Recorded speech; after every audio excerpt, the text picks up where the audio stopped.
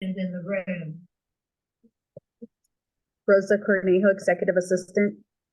Teresa Munoz, Senior Administrative Assistant. Louis Freeze, District Operations.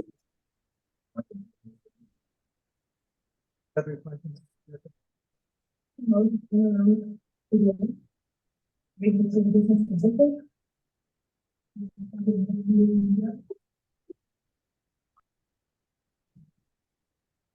Bill Johnson, Assistant Superintendent, Human Resources. Dr. Hurd, Superintendent. Thank you so very much, everyone. Let's see, public comment. Ms. Rosa, do you have any public comment? Thank you, Ms. Henderson. Any public comment in the room? Okay. The purpose and outcomes of the committee. The purpose of the committee is to look at each department collaboratively with union and community partners to find savings in the budget. The outcome will be a collaborative budget that reflects the district priorities and fiscal responsibility and accountability. Before we go to budget update, which will come from our CBO, I have a statement to read. Last night, I went to sleep, but got no rest. The reason is March is upon us, but that's the surface reason. The deeper reason is because of all of the brokenness. I was at last night's board meeting with the heaviness. We have created these two opposing sides, and it's a trap. We can't be 2 or 3 or 5 different sides. We have to be united. It's not a want, it's a need. If we are divided in the slightest, we are going to get taken over. This is not made up. They have told us that they are coming. We in this committee have been rolling the ball uphill and emptying the ocean with a teaspoon. We've done it. We started over. We had to stop because of an investigation that we had to go through. We went back and started over again. And what I am most proud of is that we did it united. Now we sit here about to have our longest meeting, and I'm feeling depleted but not defeated. So I understand the skepticism. I get it. I even think it's deserved. The previous people have lied to you. We are not them. They were funny with the money. We are not them. I am not a conspiracy theorist, but I do know patterns and I understand patterns. This CBO pattern is that of integrity and honesty and transparency. The doubt people have was created by past leaders, not by this current board or CBO. I know the board and the staff may not deserve your trust, but we have earned it.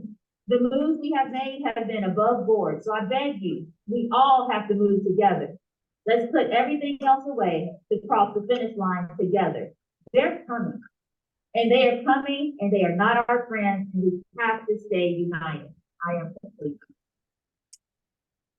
Feel pretty proud.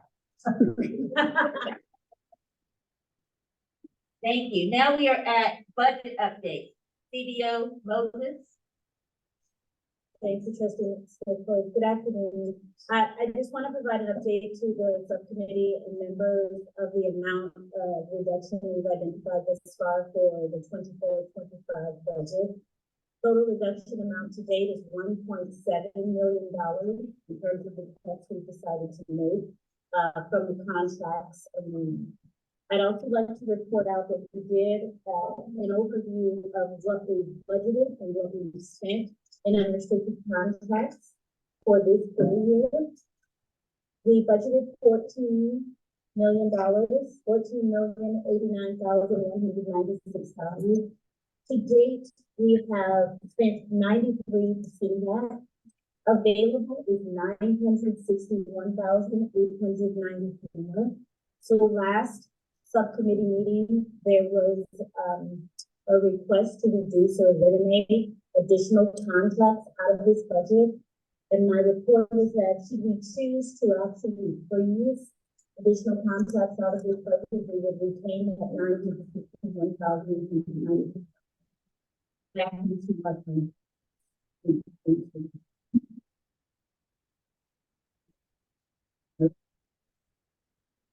you so very much. They're saying they can't hear too well, so If speak you up a little speak bit. louder, Ms. Long, if we speak louder, can you hear us? Yes. We can hear you, whoever's sitting right next to Rosa, I guess, but we cannot hear anybody else in the room. Right. I was gonna suggest that if they can come closer to the aisle when speaking, it would probably help.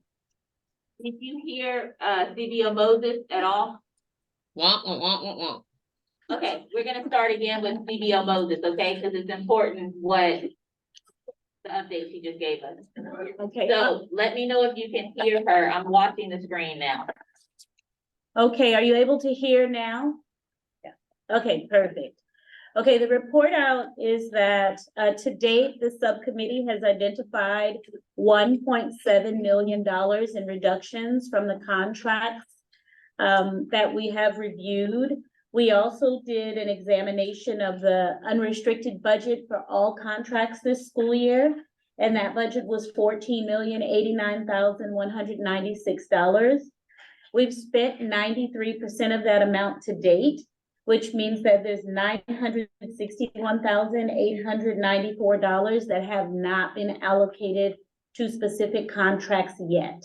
I do want to provide an additional update to the room after speaking with Mary. Mary believes that some of that money might actually be site-based LCFF contracts, so we will examine that for the next subcommittee and see if that reduces that number further, but we believe we could retain nearly an additional $1 million in savings for this year if we indeed do freeze contracts from this budget. Thank you. Yes. Ms. Steve, you have a question? Are these signed and implemented contracts that are already in process? And if so, what is the timeline for letting people know that their contract is going to end before the end of the contract period? Good question. We're not proposing that we end any contracts that we've entered into. Okay, What the 93% represents are contracts that have already been approved and already been encumbered. okay. So the 7% that is not reflective of this amount that we believe could be savings is money that has not been identified as a contract yet. Okay. And it hasn't come before the contracts department for processing. Thank you. Mr. Spelman?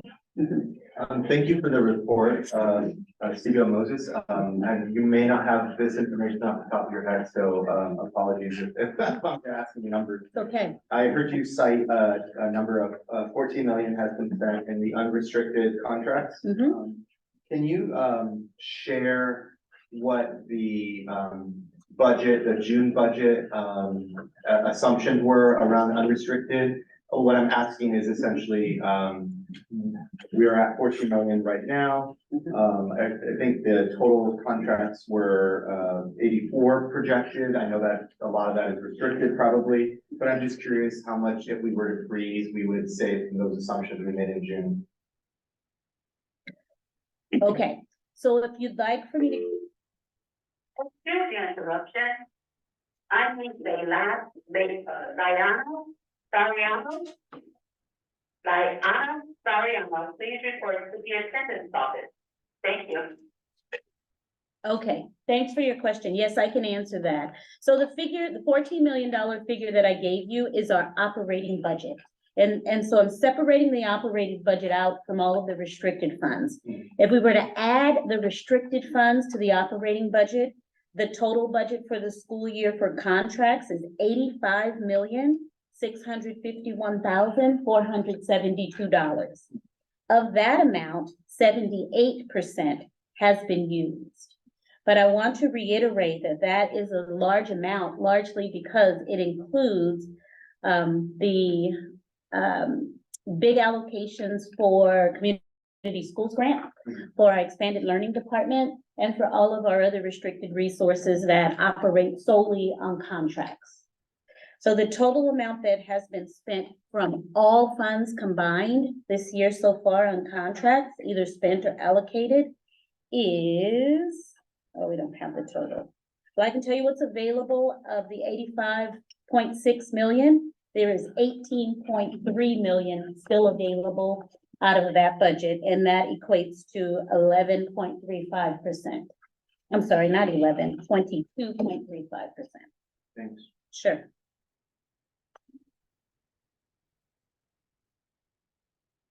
Any more questions for anyone?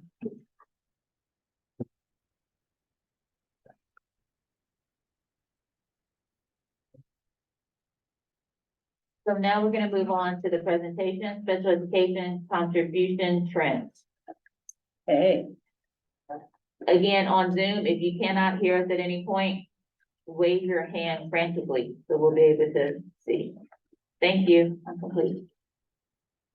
okay. Thank you, trustee Fold. Rosa, can you? Okay, Rose is bringing up the presentation. We had a rich discussion last meeting about special education. Our contribution to special education, contracts for staffing for special education.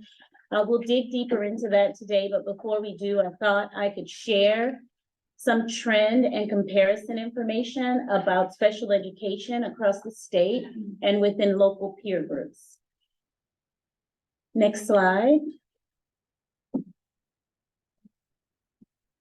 So this first slide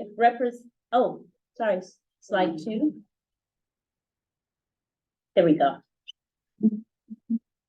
This, for those of you on a computer, this is linked to the agenda. If it's hard to see, you can actually pull it up and look at it on your own as well. But I'll try and speak to the numbers since they're so small to read. This first slide represents West Contra Costa Unified only. It's our revenue versus expenses for the, from 2011 to 2022 for our special education department. So if you look at the top of this graph, it starts with the year 2000 and then continuously adds each year up to 2022. The gray bar represents the amount of revenue given to our school district to pay for special education services. So if you look at year 2011, approximately $35 million was given to fund our special education programs. That year, our district needed to contribute an additional 22 million. Did I say 36,000? 22 million, almost 23 million. If you notice since that year, we've been climbing in our contribution. And I will show in a later slide that this is typical of the districts around us and across the state as well. But if you look down the trajectory and go to year 2022, the special education revenue hasn't really changed. It showed decreases in the subsequent years, but we're just now getting back to that 2011 funding amount of about $37 million. So the contribution to special education was $37 million in 2022. Our contribution to that program was $72.4 million, and that is in addition to the $37 million we were already given. The costing of this, I mean, we see in our reports, the contracts, the services, the personnel required to service our students, but this is our reality and how it has climbed over the last 11 years. Next slide. I think there's 6 slides total in the presentation, so it's not a long presentation. In this slide, I am showing the local district peer groups and the demographics for the groups that we're comparing. So we selected districts around us. You'll notice we're comparing with Oakland Unified, Fremont Unified, San Ramon Unified, Mount Diablo Unified, Hayward Unified, and Antioch Unified. If you look at this sheet, you can see their district enrollment, their percentage of students that are low income, the total general fund expense for these districts, their number of ELs, expenditures per student, unduplicated count, and unduplicated pupil percentage. If you notice West Contra Costa at line 3, we are the 3rd largest district in this comparison.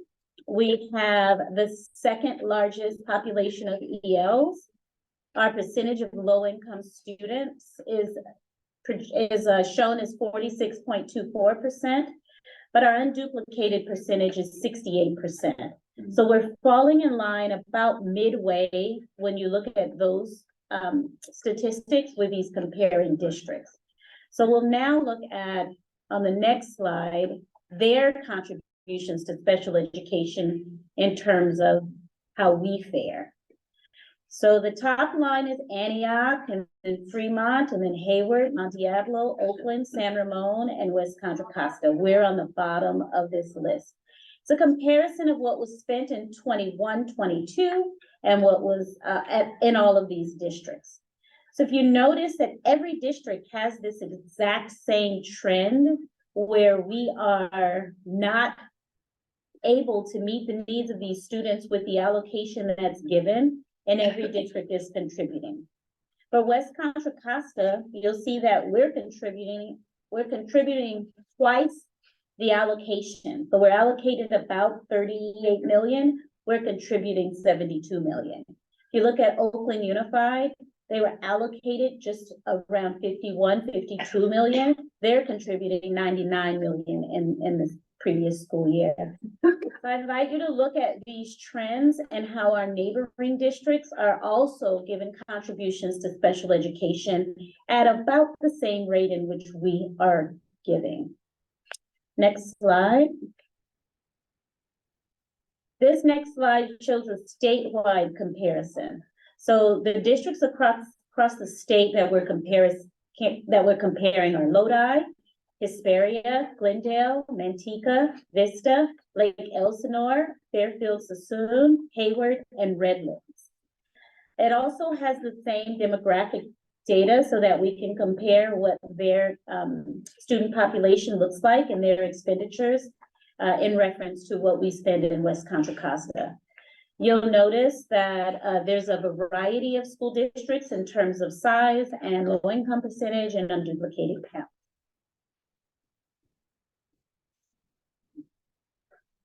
Next slide. This is the same comparison chart across the state in the same way in which we compared our local peers. And I just am trying to demonstrate here that even schools that are not in urban districts, or even schools that don't look like, whose population is different from ours, their contribution is also about double the rate of what they're actually allocated. So I think our message here is that yes, $72 million of a contribution is a lot, and we want to do our part to decrease that. But across the state and across local districts, the revenues that we require for this program the expenditures far exceed the revenues that we collect. And this trend is statewide. I think what I've learned from this is that we need to look at how we fund special education, but we've already known that. But as we consider what and how to trim, just realizing that we are not alone in this expectation of contribution. And I'll stop there. Thank you. I think there's some questions. We'll start with Ms. Chamberlain. I saw you wrote some questions in the chat. Could you ask your questions out loud for us? Sure. How many students are we looking at with that first slide? I think was one of the things that I had going for our comparison from year to year. Do we have an idea on those numbers? Since it are increasing, I'm assuming that our numbers have increased for special education services for students, especially in the last 3 years with the challenges that we have going on. And then the other one is the numbers in the peer 30,000. I'm assuming also that is including our charter school numbers. And looking at your heads shaking yes, I'm saying okay, because I'm going, where did the other 5,000 kids come from? Because it is in our district that I can tell. Like, boy, where did those come from? So that's what I was looking at. So that makes a lot of sense. We don't have the numbers that we were serving at that time, though, do we? From 2011 through 22. I don't have 2011, but I can tell you that over the last 2 to 3 years, our percentage has gone up because our total number of IEPs has remained about stagnant at about 43 to 4,400 IEPs, while our total enrollment has dropped over the past few years. So that's since COVID essentially, or in the last 3 years. I don't have the 2011 data for how many IEPs we served at that time. So I'm gonna ask another question.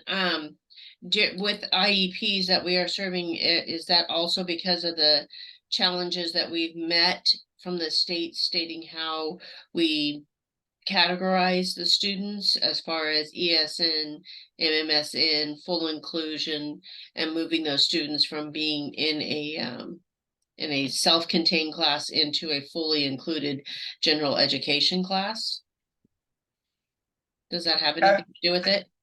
I think what you're asking is the classification of students impacting the total numbers, and I don't think it is. I think what we've seen is an increase of the number of referrals for assessment over the past few years, percentage-wise, like per capita, which is why while our total enrollment has decreased, because we have more referrals for assessment, more students have been qualified, and so that's why our gross number of IEPs has remained about stagnant. Okay. Thank you. Thank you. Any more questions for anyone? Okay. Thank you, Ms. Moses and Mr. Clark. You're welcome. Thank you. We are on, and forgive me, I didn't ask for us to accept the agenda, so. Oh, Right. hold on. I had a question. Oh, go ahead, Mr. Ryan. Why do we spend 27 million more than Lodi when Lodi has more students?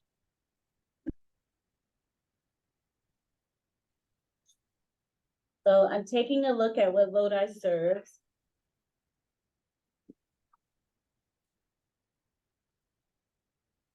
If you take a look at slide 5, Rosa, can you put slide 5 back up?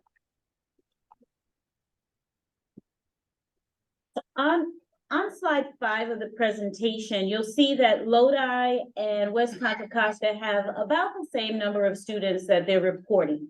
However, Lodi's low income percentage is 64% and West Contra Costa's is 46%. Their unduplicated count is 71. West Contra Costa's is 68. So the comparative, they seem to be serving more of a low income population, but they do not have as high an EL population. I do not know if that relates to this data. This data is pulled from an extract, but when we look at what they spend on special education, we get about the same contribution and they're spending far less. We'd have to contact that district to see why that is. I don't really have an answer for that. I don't know if Mr. Fleischman, as a result of his CELPA meetings, might have information about that district, but. I don't, but I'm looking up eddata.org right now to see the number of IEPs, and may be able to pull, I'll see if I can find that information.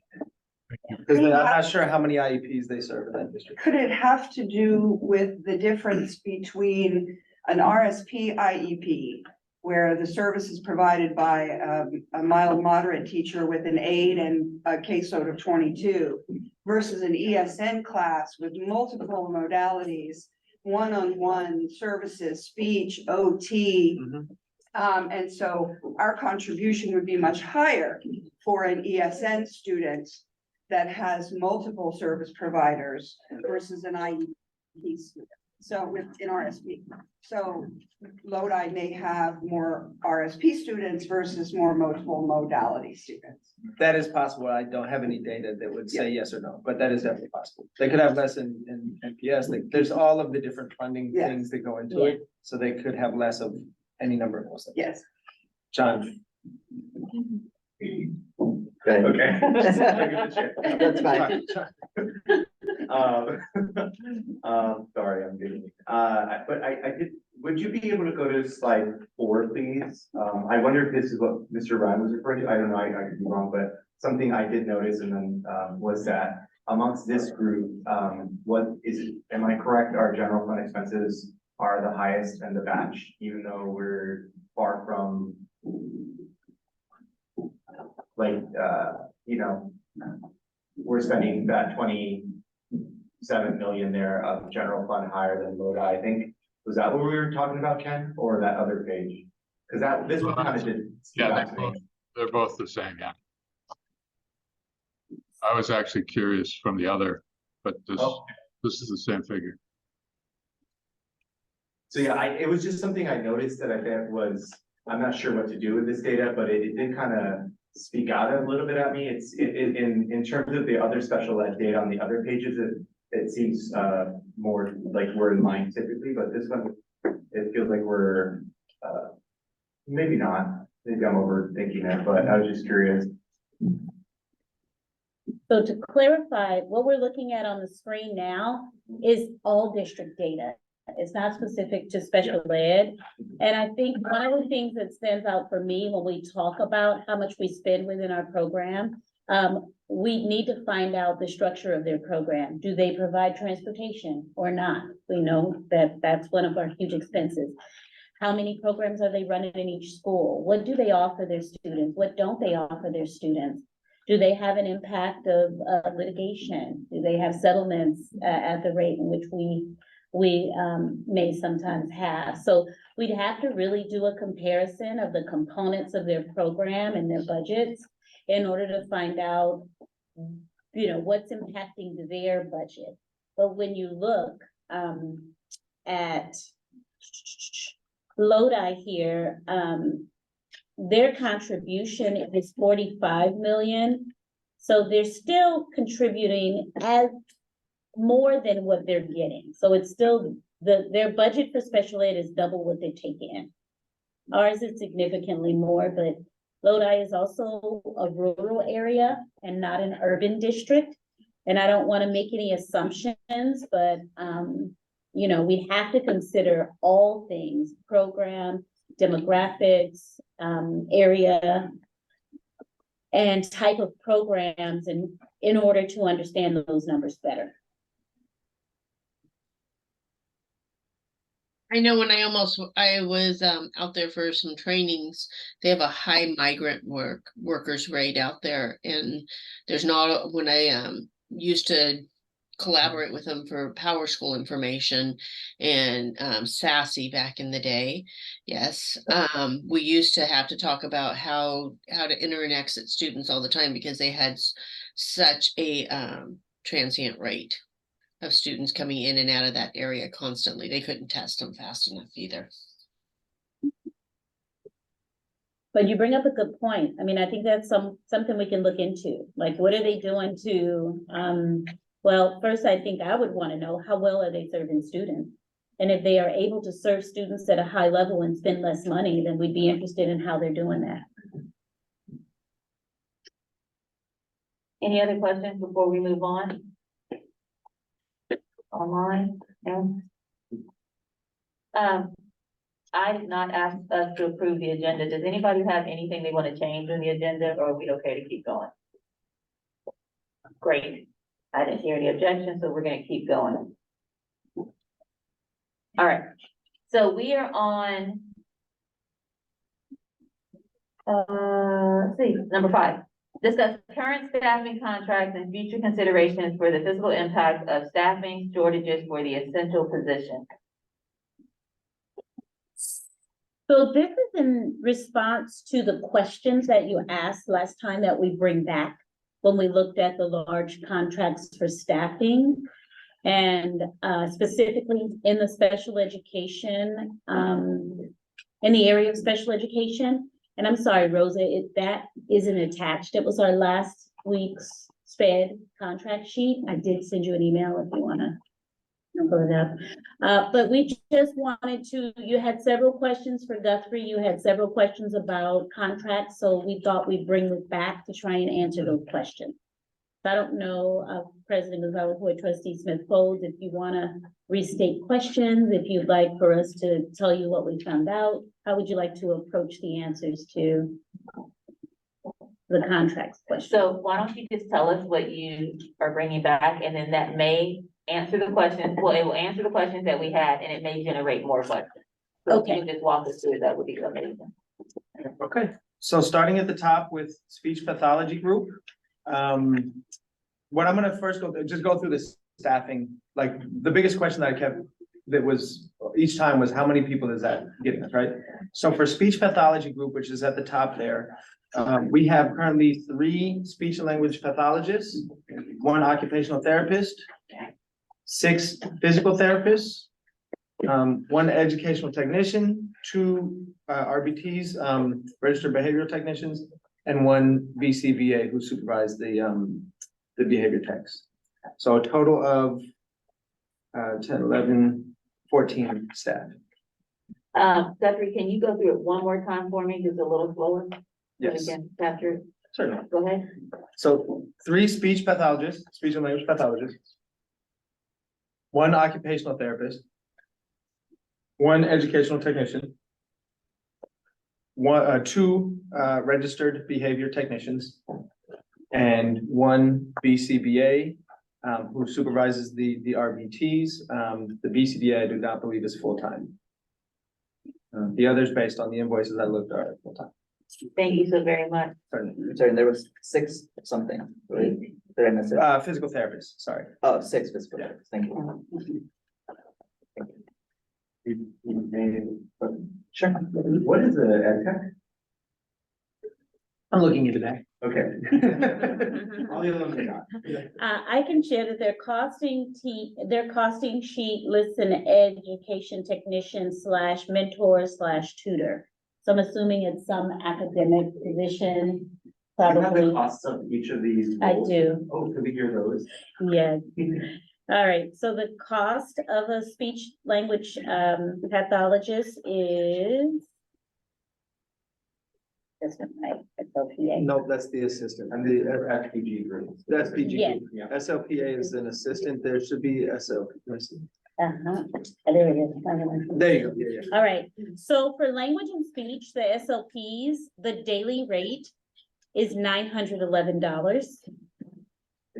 Wow. $911 Per day. they need to hire me. I'll get it. Speech pathology certification. Uh-huh. Sorry, continue. For BCBA's, the rate is $167.20 per hour, Good gosh. Per hour. per hour. And do you know how many hours they work here for a day? That's gonna depend upon the program.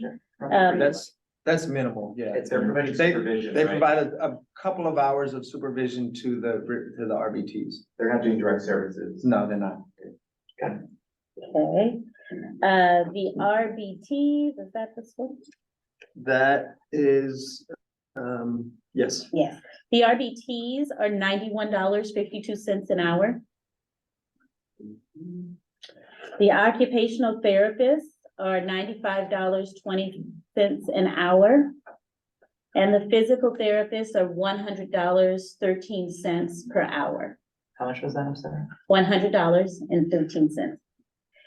And these rates are discounted due to the number of, the people that we contract with them. If we were paying full rate, it would be a little bit more. So I just wanted to point that out. And I'm sorry, did I miss the tech one? Oh, the Yeah, ed tech is $91.52 an hour. Can I clarify?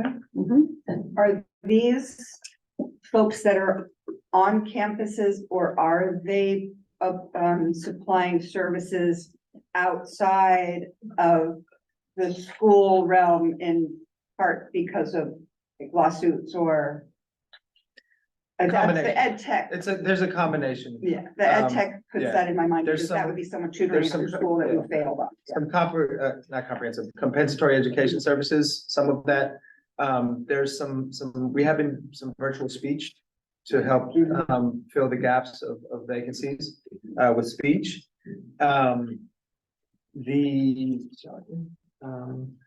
The OT and PT is happening on site.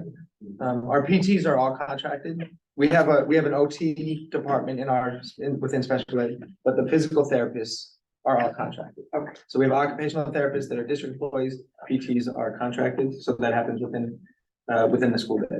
And the RBTs are within the school day as well, supporting students in classes. We, if I may, the RBTs, many of them, you're probably thinking of paras.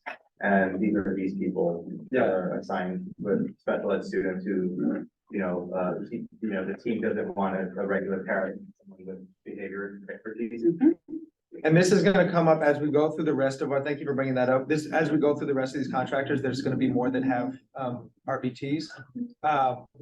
We do not have an RBT job description in the district either. So whenever it's an RBT is necessary, we contract out 100% of the time. Yes. But we used to at least have a, ECBA aid program that served as a sort of RBT, and I think it kind of went by the wayside in the last COVID year. Okay. You know what I'm talking about? I'm gonna look into that. I would love it, because it hasn't been in place since I've been in the department, so it's good to know that we Emily Springhart, your secretary, used to run it. Okay. Yeah. Mr. Fleischman, can you walk us through? What if we were to decide to cut this contract? What would be sped department's next step? If we were to cut this contract? So, this is in a few different areas, right? As you're aware, we are in a crisis right now with speech, services. So to cut 3 would mean a number of more students that are not getting speech services. I would not recommend that we do that at this time. With the OT, we have one from them. I'll have to look up our OT unit to see what percentage of our OTs that would be, but it's not a massive unit, our OTs. Same with, if we didn't have, like I said, with PTs, the physical therapists, OT is occupational therapy, PT is physical therapy. We don't have any that are district hires, so we would not provide physical therapy if we did not have this contract. And then, the RBTs, I mean, we have RBTs from other agencies as well. So, theoretically that, we could fill it with RBTs from another agency, but it's not necessarily gonna be a savings because they're expensive from any agency. Also, SPG has provided us with, training, particularly for paraprofessionals. Last year, throughout the entirety of the school year, we had online training once a month for our paraprofessionals. It was part of our contract as well, which was pretty valuable. And they've been a partner with the district for quite some time. One of the stronger agencies with regard to the staff they provide. Can you remind us, what's the total cost of this contract? We have allocated there's 2 line items. One is $1.849 million. And then the second line item was $10,000.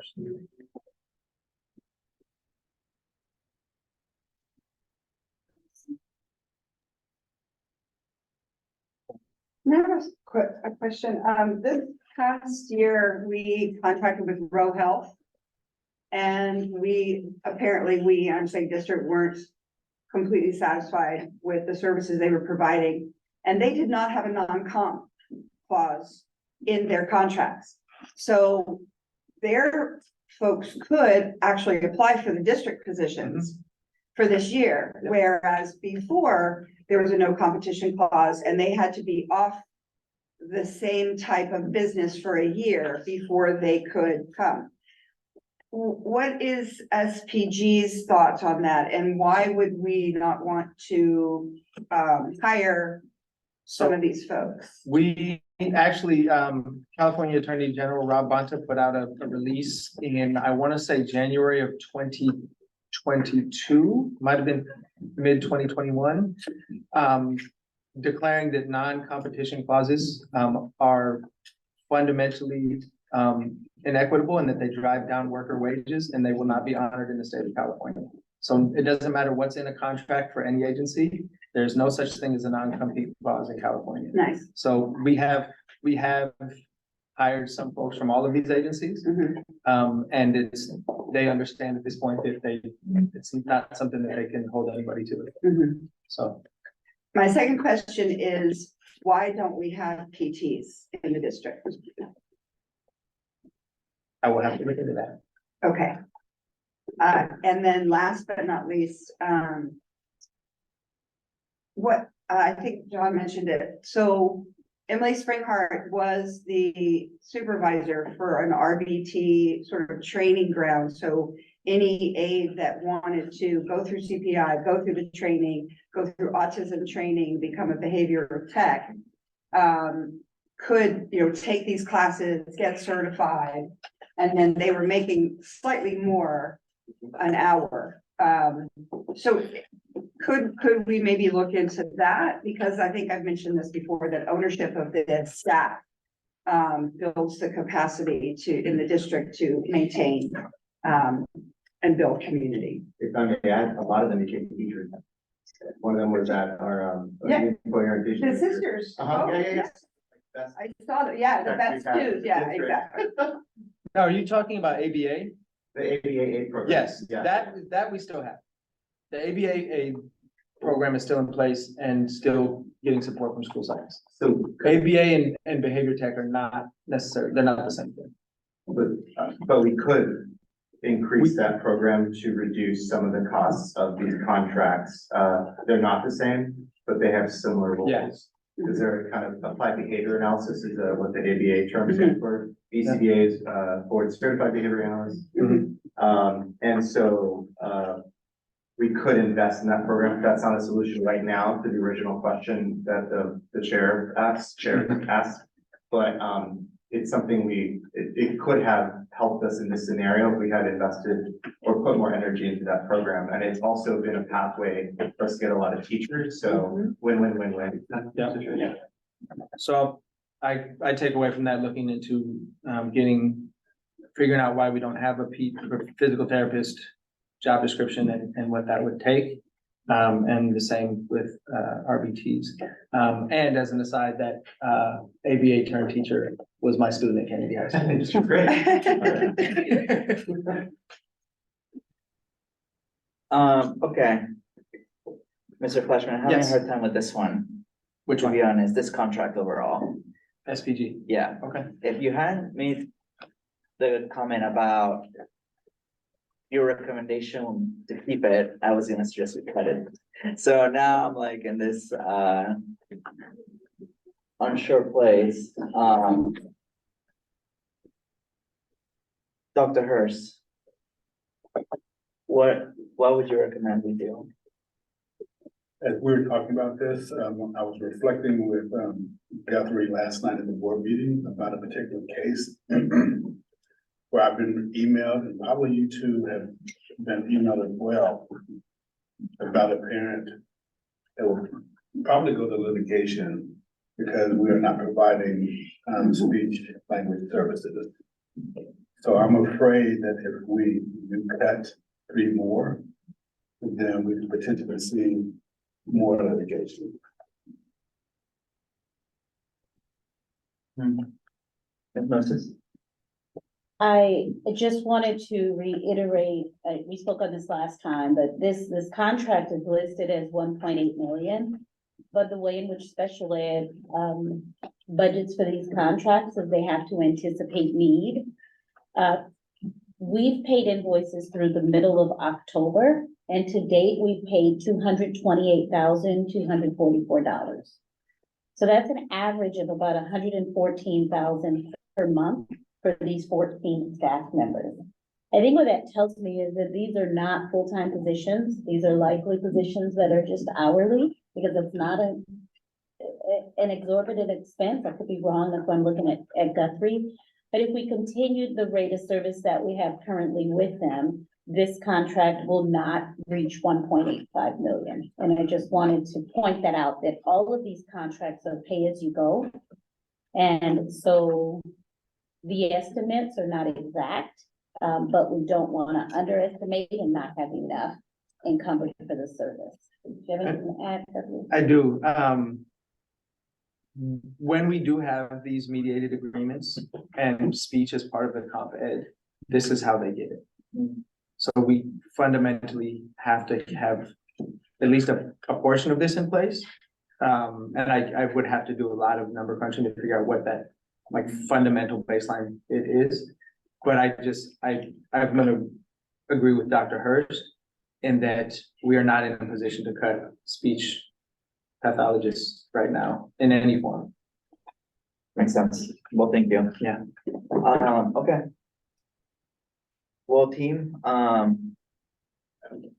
let's vote then. Keeping the contract living with it. I disagree and would like to have more discussion, okay? Let's go ahead.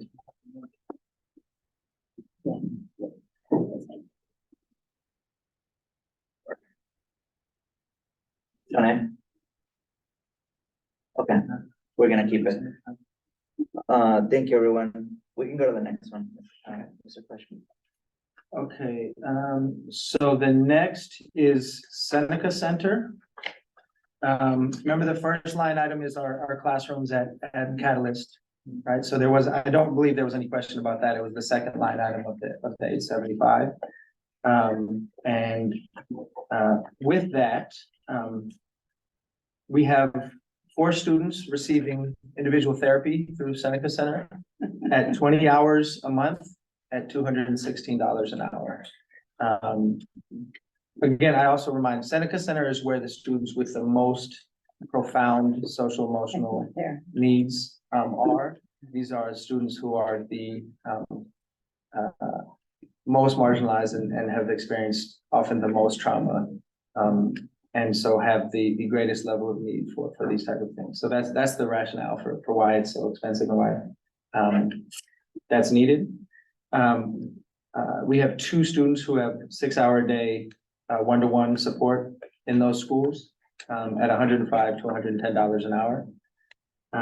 We have 2 out-of-district Seneca placements. One is at the school there's 2 Seneca. I don't want to give too much personal information to students, but 2 students out of district at Seneca schools, in addition to the students that we have in our own classrooms here at the Catalyst.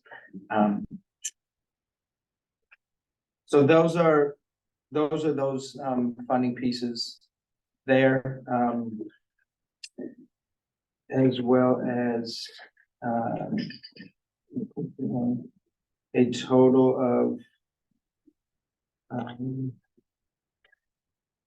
no, that's what we have in that contract that I've been able to identify so far. Do you know how much we've spent from that one today?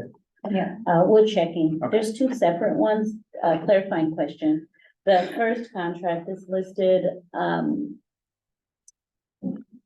separately, like there's 2 line items. Do you know the difference? Yeah, so the first line item, line 5 on the spreadsheet there, $767,598. That is for the classrooms that we have at Catalyst. Is Seneca still operating on a couple of campuses to provide support, and therapeutic support? I believe they are. And is that in this That second, would be in that second. the second contract? Yeah. That is a data point that I'm still digging up. I was able to this is what I've been able to identify so far. And the 4 students are actually in those non-public schools, That's correct. Yeah. not in our schools, Let me, somewhere else other than Catalyst. I would have to go and look up individual names. Mm. We don't pay for their seat at Catalyst. We pay for the classrooms and then we get to put our students in. Okay, But if that student also needs therapy and there's that we're paying for, then whether they're at our school or they're out of district, it's still the service is the same.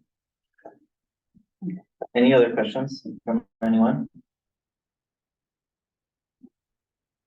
Okay, well then let's go ahead and vote.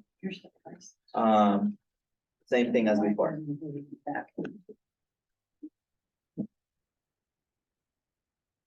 Mr. Ryan, great. Okay, we can go to the next one. Thank you, Mr. President. Okay. Okay, ProCare is next. We currently have 289 pairs and RBTs in the district right now from ProCare. That number fluctuates throughout the course of the school year. Last time, Shanae had a question about the number of vacancies that we have in the district. That number is 260. The reason for that gap from 260 to 289, if we have 260 empty PC or vacant PCNs, that additional staffing is for things like the RBTs.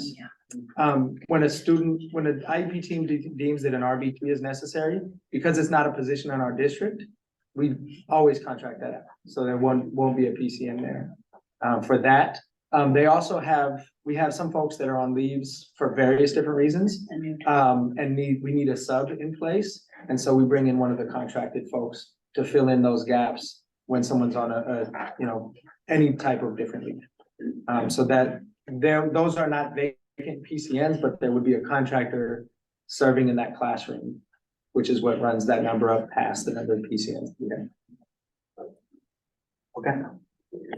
Questions? This is on name. Yeah, I did. I'm sorry. This is Shanae. Thank you. I just kind of want to make sure that I counted based on the vacancy list that I received from the district. That sounds about right, but I just want to make sure that if the district did a thorough audit on those PCN numbers to make sure there were actually someone, in those PCN numbers. Current, because I find times often people are telling me that there is, say for an example, it's supposed to be 4 pairs in a classroom, but there's only 3. So I don't know how to explain it because I'm still just fairly learning, but there may be PCNs out there that may not have a body in them, but are still kind of like on payroll, if that makes sense. Absolutely makes sense. Yeah. No, that makes perfect sense. What we're in the process of doing, and it's unfortunately not a quick process. The elementary and secondary special education directors, along with Joanne Eldridge, the classified director from HR, have been going site to site to literally bring the spreadsheet of all the PCNs for each site and going to classrooms and going into the office and checking. And they have identified PCNs where the student graduated 3 years ago and the PCN still exists, things like that.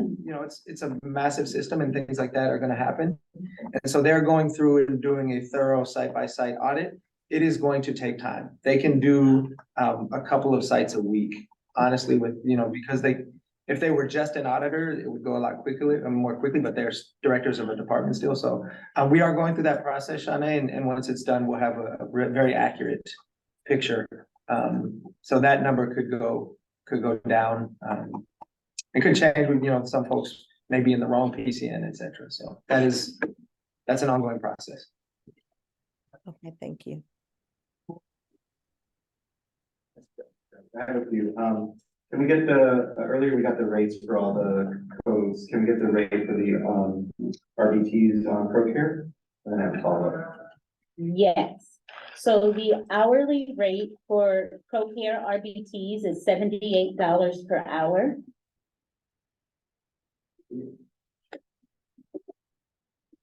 Thanks.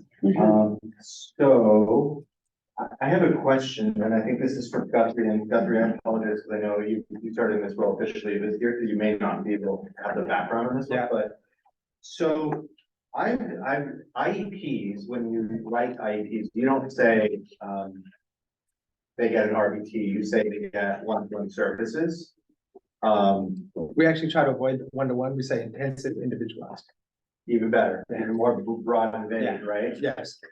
So I'm curious why we have so many RBTs. I've never worked with an RBT. And so I've been out of, I've been on release for 1.5 years, and I worked at a school that had 3 what we call MMFMs, mild moderate. So it's kind of a mid-tier. I've never worked with an RBT. I've worked with Terras before, different levels.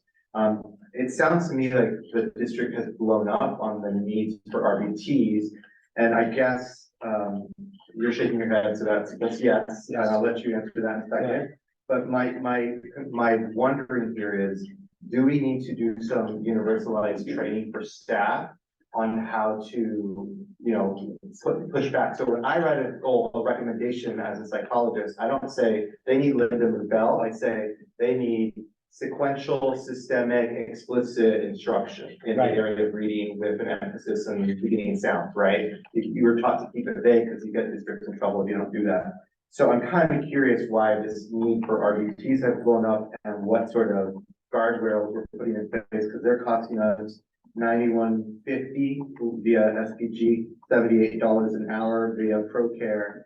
And I wonder if Shanae knows this off the top of her head, what do our paras make? They make like 20 something.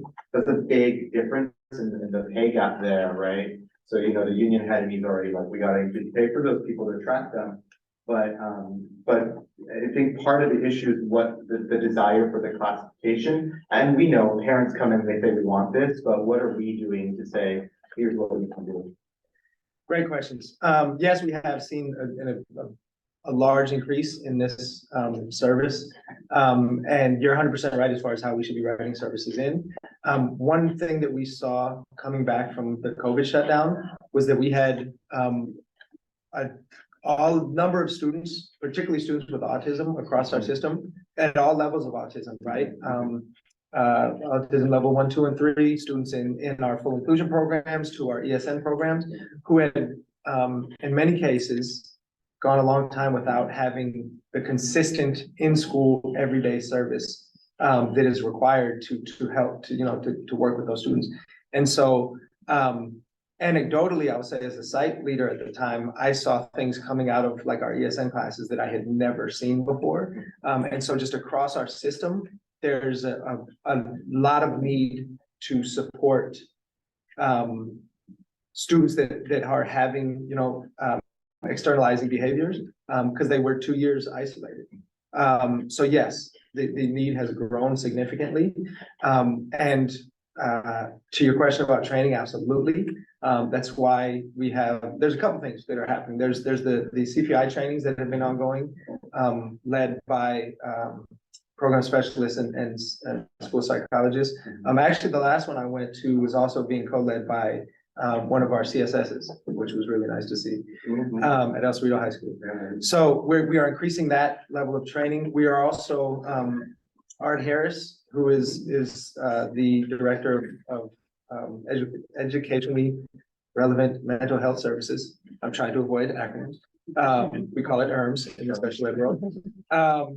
Is taking our old policy that's a few years old as far as the steps to be taken before intensive individualized services are assigned to an IEP, revamping it for the current moment that we're in, right? It was written by his predecessor a number of years ago to get out so that we have essentially an MTSS process within special education to say, okay, we're seeing these behaviors.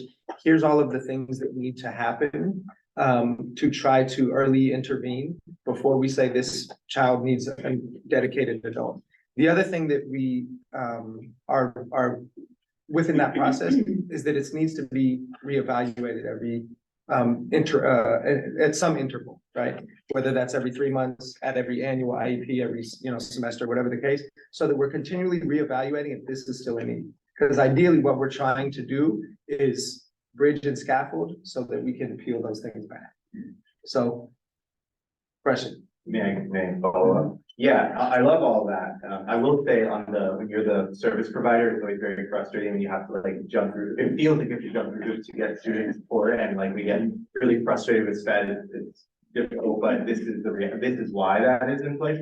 It's also in place because we don't want to rush to put students in a more restrictive environment than they actually need.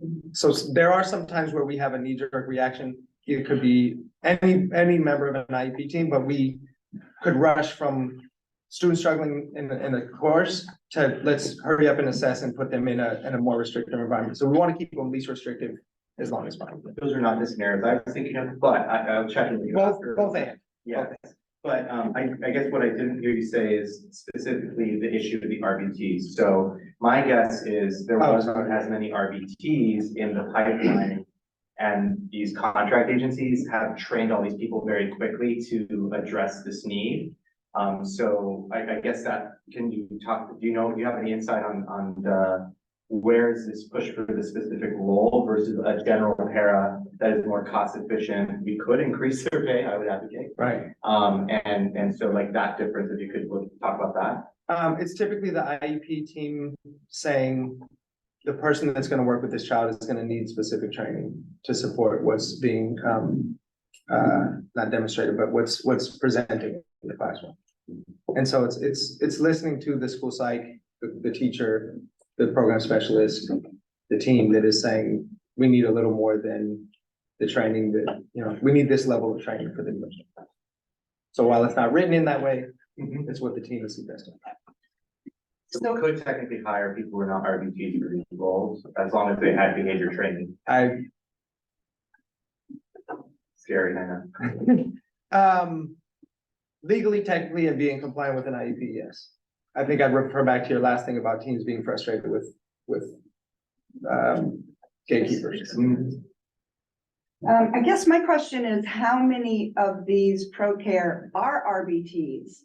Or are they all RBTs? That is.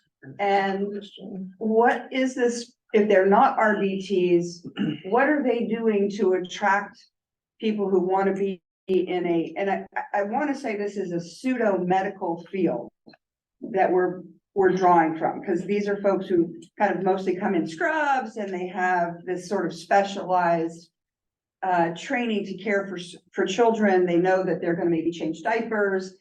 And it's not pseudo medical, because it is in many cases medical. But how are they attracting these people who want to come? They don't have benefits, right? So they're working as a contractor.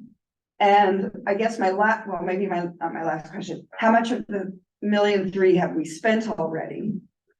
And do you, yeah, that's it. Sorry. While Guthrie's looking at it, I can answer the budget question. So this contract actually has increased since the last time we printed this. The total amount of this contract currently is $9,648,300. And of that amount, we have already spent or have been invoiced a total of 3.2 million. So we anticipate that this contract actually might exceed 9 million if we aren't able to fill the vacancies. But we do have a process where if we have a contractor in a position and we're able to hire someone, the contractor is released and we replace that with a hire. But while we have all these vacancies, we are paying ProCare quite a bit of money to fulfill this need.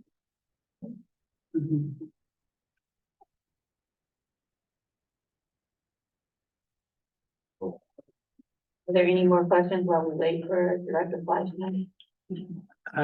I'm going to have to contact my office to find out how many. Okay. I do have a There was, question. besides how many, there was another question. How many are RBTs and how many are maybe RBTs in training or just a general contracted aides? And kind of what is the draw there? And I know that they're not even essential. I have folks coming from Stockton that are driving in from Stockton to work. So they're not necessarily a local, they're dispatching. And I guess my last question is for Dr. Johnson, who's not here. How can we facilitate a quicker turnaround to get people who are in the queue hired? Because personally, I have 3 people that have been ready since August. I'll send you that question. Thank you. I mean, I know it's a lot because they're shorthanded and fingerprint and TB tests and all of that, but you know, I have people who want to work. Thank you. I'm done. So we can't cut this.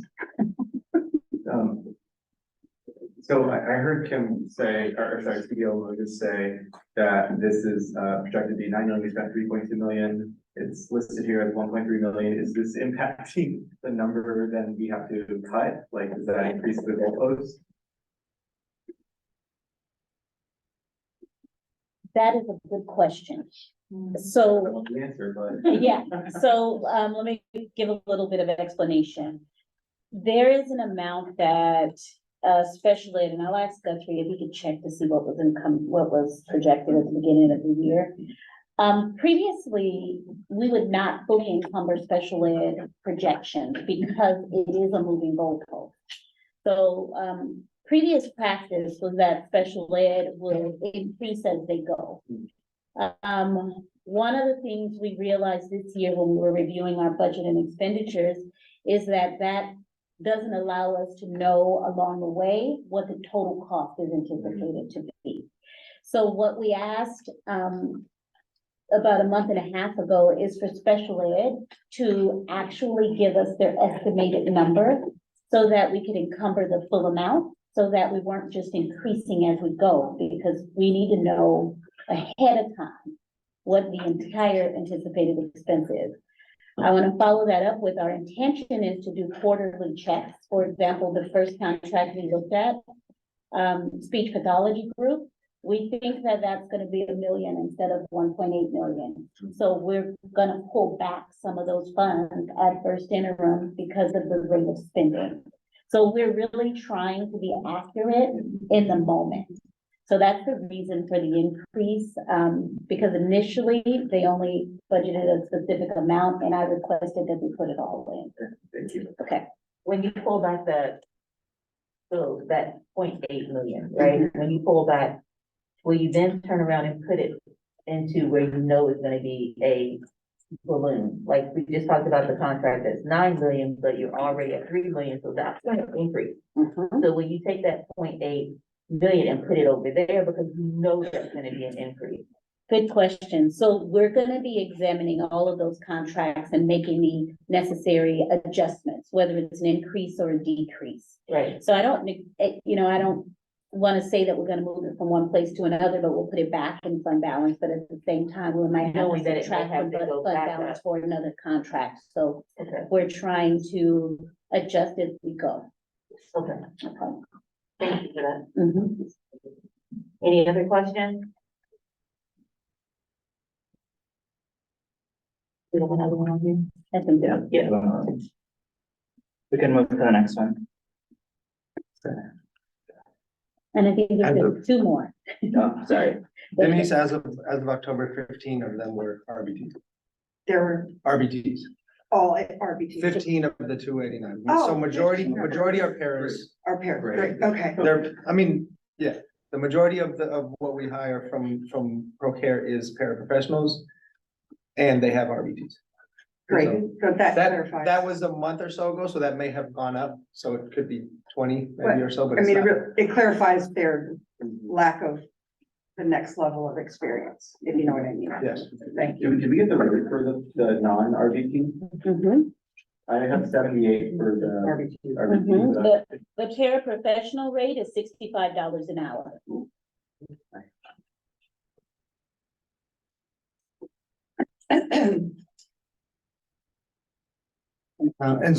Denise, you were asking why are they able to get, I wanted to answer all of your questions. Why do we believe is why they're able to get 200 people to read? So clarifying point of that $65 an hour, about 2/3 of that goes to the agency. Right, When I looked at their job posting, they're not making a ton more than our paraprofessionals are. So they're mid to high 20s, I believe, hourly, majority goes to them. And they don't get benefits, so it's some of those folks, and some of the like anecdotal conversations, and folks that aren't concerned with benefits, they're more just concerned with those. and they're not locked into a permanent They're not locked position. into a permanent position. They can come and go as they, yeah, I get that. Okay, Thank you. next is Maxim. Look here, so with Maxim, we currently have 8 LVNs, licensed vocational nurses, and 14 behavior techs. From LVN. from Maxim. Um.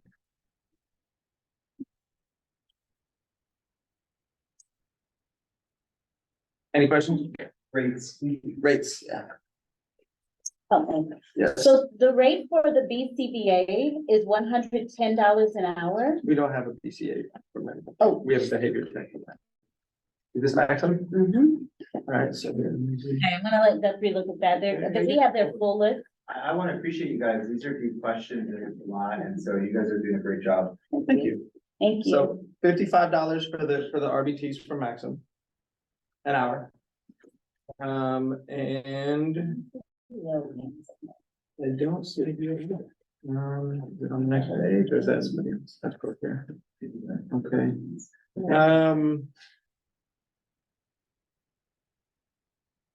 Give me one. Second, here you go. Yeah. On their costing list, they have health and nursing services, but it looks slightly on the low side. That's probably the LDN, yeah, versus an RN. What Okay. does it say? Health and Health nursing? and nursing services? Oh, yeah. That's probably LDN. That's Oh. probably the LDN. Okay, that Yeah. is $65 an hour. Yeah, that's kind of good. Yeah, Thank you. uh-huh. Can we go to the last one? Mm-hmm. The last one is stepping stones. Stepping stones, okay. I just ran that one right now. Okay, so from Stepping Stones, we have 10 virtual teachers. These are filling in where we don't have an assigned teacher. Typically, there's a substitute in the classroom, so we have a credentialed adult in the room, and then the virtual teacher provides specialized academic instruction. That's mandatory in the IEPs. We have one adaptive PE teacher, who's also virtual. We have 2 deaf and hard of hearing teachers. 1 occupational therapist, 28 paraprofessionals, and 5 RBTs. And I'll pull the rates up right here. That's okay. That's Sunbelt. Oh, that was stepping stones. Oh, and the Sunbelt. the stepping stones, so it's 180.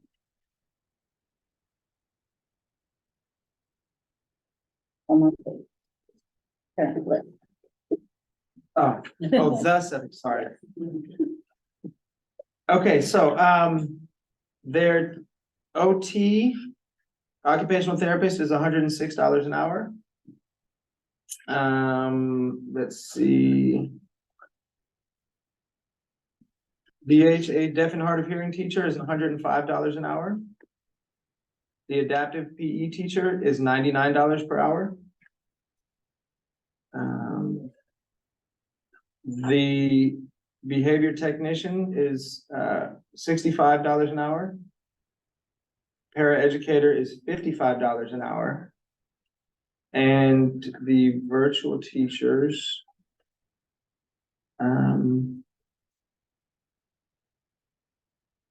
Here we go. Oh, no. There we go. The teachers are $99 per hour.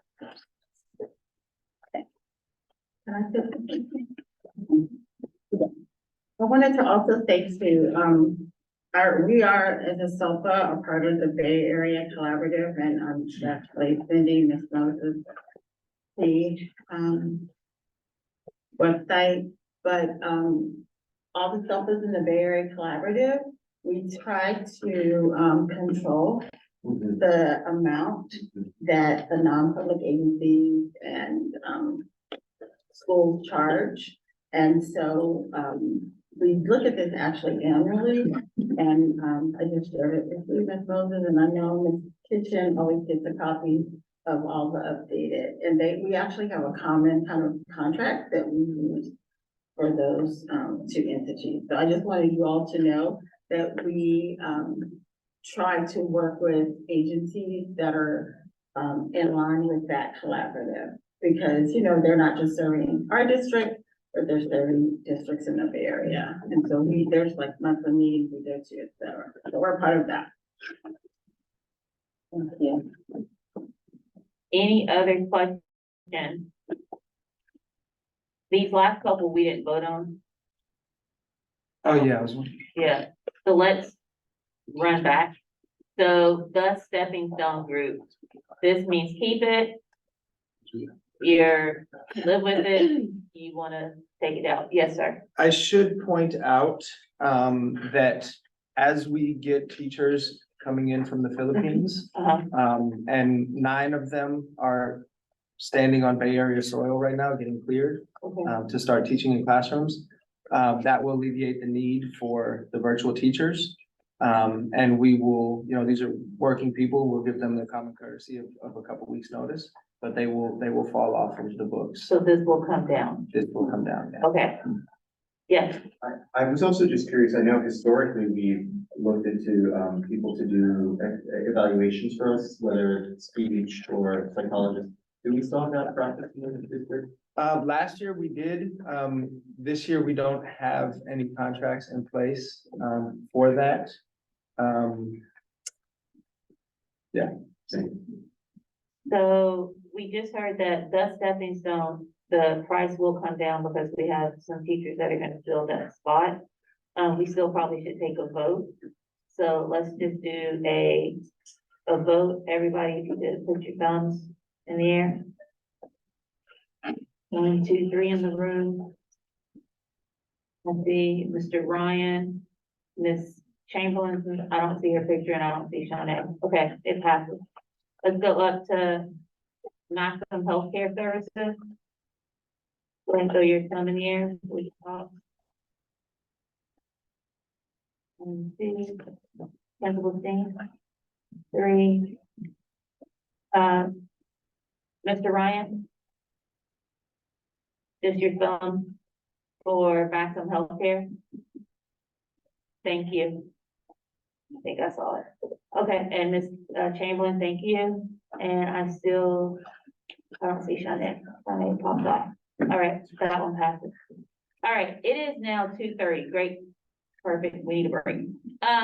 It's 2:30. Let's get back here at 2:45.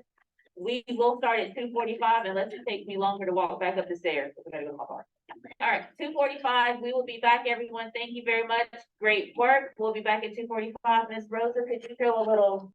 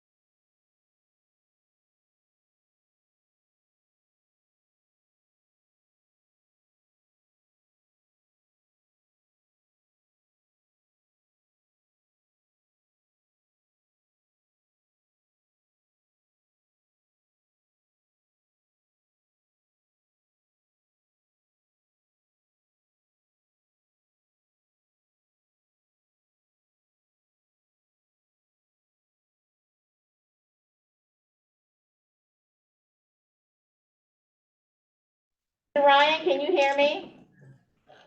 Great. Okay, we are going to vote on ProCare. So that's the one we didn't vote on. So thumbs up if you're okay for ProCare, to the side if you can live with it, down if you want to cut it and have more discussion. All right, thumbs. Thank you. That one passes. Now we're keeping it. Principal, CBO Moses, we are now on review and discuss potential budget reduction list, non-salary. Thank you. Rosa, can we pull up the document? At our last meeting, at the end of the meeting, I presented this document that lists just examples of budget reductions that have been recommended in other districts. We reviewed lists from several districts, eliminated items on their reduction list that could not or did not pertain to our district or our services. And these are the examples that were left. At the last meeting, it was suggested that we look at list 1 and implement those 4 bolded areas, reducing PD contracts, reducing and or freezing out-of-state travel, reducing and or freezing district direct and non-direct contracts, And then employing solutions to reduce utility costs. Those 4 ideas the committee voted on, that we implement those. I worked with the cabinet, and Dr. Hurst has reviewed memos that are gonna go out related to those 4 reductions. I today would like to just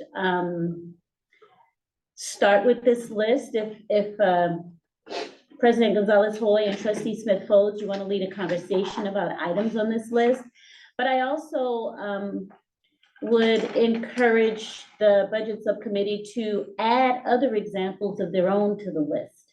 This is our attempt at rounding out, looking at ways to reduce in the 4,000s and 5,000s.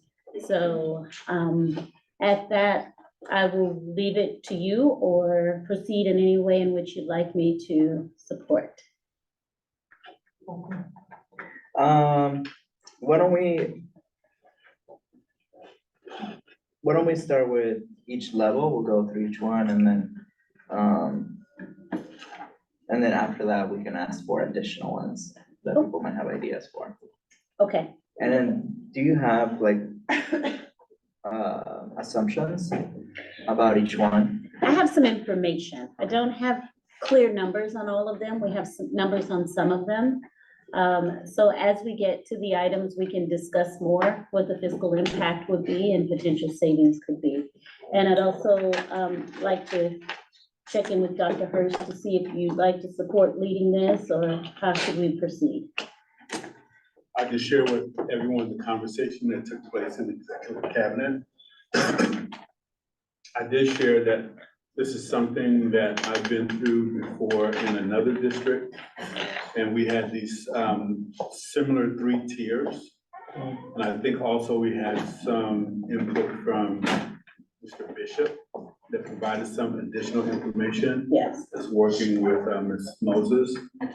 So one of the things that we talked about in the executive cabinet is PD contracts and really moving from sending people to PD in droves to really sort of like a trainer model.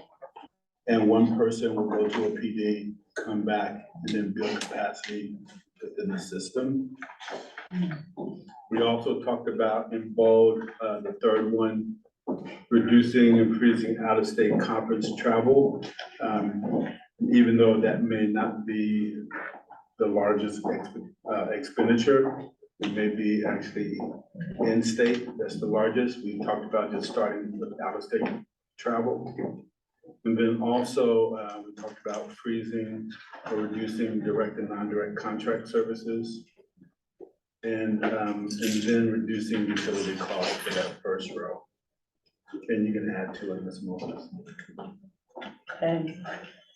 I think the only thing I have to add based upon what we've already discussed is freezing is that we anticipate, as explained before, if we do indeed freeze those costs, we expect for the savings to be at least 500,000, as much as the 967,000 that we saw, based upon how many of those contracts are sitting with sites or contracted budgets that are unspent. If we were to reduce our utilities by just 10%, which I think we could do with just being more responsive to how we use things, our total that we spend each year on utilities is about 8 million. If we were able to reduce that by 10%, that could be another 800,000. So we're discussing, I started discussing with Louis, did he step out? He stepped out. Ways in which we could do that, using several areas. The other thing, the conference travel, currently we spend about $250,000, about 250,000 a year on conferences. We believe by cutting out out-of-state travel, we could save between 75 and 100,000 on reduced cost. And so that's the report out on what we've identified so far. Oh, looks like there's a question. And just to clarify, so far, we have implemented the ones in bold in the first column, not the first 2. Just the ones folded, Yes, okay. So you said, earlier 900, we've identified 961,800 that are not yet contracts, and now you just said 500,000 in addition, but that includes that money. 900 is, the 500 is included in that money already. so, yeah, I'm sorry, I confused you. So It's easy to do. so 967 is the amount that's unspent, Mhm. but Mary reminded me that some of that money may be sitting with sites. Okay, Like sites might want to use it for PD. okay, So I was giving a sliding estimate, okay. based upon what could be set aside for sites. So And that is my follow-up question. So these are things that sites have designated that they want,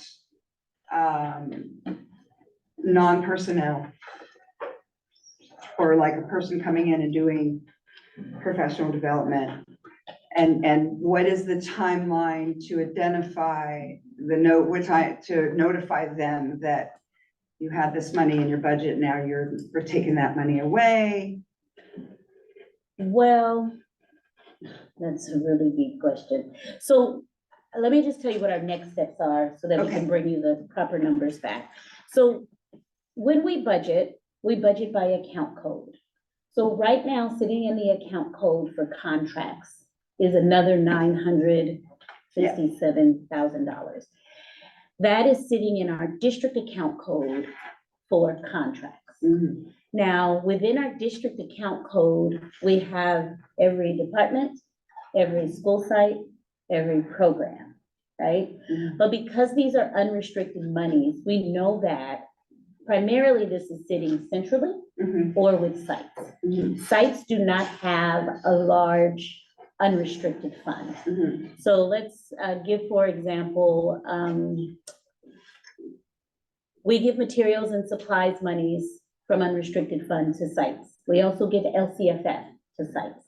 So if a site has chosen to take their materials and supplies money and put it into the contracts, it would be included in that 967. If a site has LCFF money set aside for a contract but haven't yet entered into a contract, it would be sitting there. Got it. Sites don't have a large chunk of LCFF or a large chunk of unrestricted, so we don't believe that there's a lot of money sitting with sites, but I'm giving a broad general estimate of what it could be. So it may not be 961 or whatever, it may be 875. Yes, Because sites may have some of that money that they end up using, but the height of it is 961. Mhm. And it's not gonna go above 961, but it may go below 961. I can't remember exactly 961, but 9 plus, is that right? yes, and the reason for that is, for centrally, we can just say, we're freezing this, we're not spending it on this, and we Yeah. can put the money back in the general fund. Right, But for sites, we would not take their money right, because it belongs to them. So okay. that's the difference. Or you wouldn't take the money? No, not from sites. But it's not that much. Okay, because that was gonna be my next. What is the messaging to sites about not being able to implement their SPSA? Because that's where the contracts would have been written in, is the SPSA saying, we're gonna use this money for this thing. Yes, so I'll preface it by saying, we are only moving based upon the directions that come from this committee or decisions from Dr. Hurst. And the decision to include site monies in these reductions has not been made. So that's not something that we anticipate doing unless we get direction to do that. Okay, thank you. Can you please, share a little bit of the first two items that have not been implemented? Mhm. What would be the projected reduction if we were to implement both? Or each one?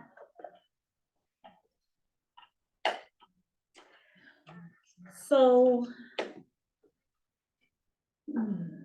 I think in all fairness for this one, you would first have to consider the impact. And that is something that we haven't discussed at length with the team. Okay,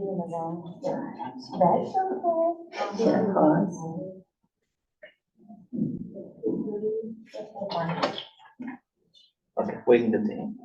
Okay. I can say that in the 4,000s total from unrestricted general fund, last year we spent 16 million.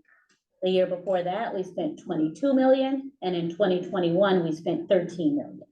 So there is a significant amount of money in the materials and supplies budget. The way in which that is spent depends upon where the sites put it, because the sites can decide how much of their money they're gonna put in materials and supplies, as can the departments. So looking at just the 4,000s won't really give us an estimate of savings, because maybe the HR department only put 5,000 in materials and supplies. And maybe maintenance put 75,000 in materials and supplies. So it isn't looking at the 4,000s, it's actually looking at whether or not we want to unilaterally say we need everybody to decrease by 1%. And if we did that, is that feasible? Is it fair? So with that, I'll pass it over to Dr. Those are tough decisions that we have to make. I mean, that's what we're here for. If we have a percentage and we're sharing that with them, I mean, it would just have to be across the board, and that would be an expectation coming from this committee. I would prefer for us not to make any cuts to the sites. So, especially in materials and supplies. So I wonder how much out of those 13, 14 million allocated goes to central allocations. And I know part of that is textbook adoptions and whatever else. So how much actually is just central and not the site allocation? And maybe my recommendation is that we could have a conversation on reduction, percentage reduction. Yeah. Just for that, not for sites. Yeah. Unless someone here feels strongly against that, but I feel like sites are already. Yeah. It's already hard for them to afford. I also feel like looking at level 2, if we're gonna talk about reducing print shop costs or shifting, then that's gonna fall on the sites to purchase more paper to complete our printing.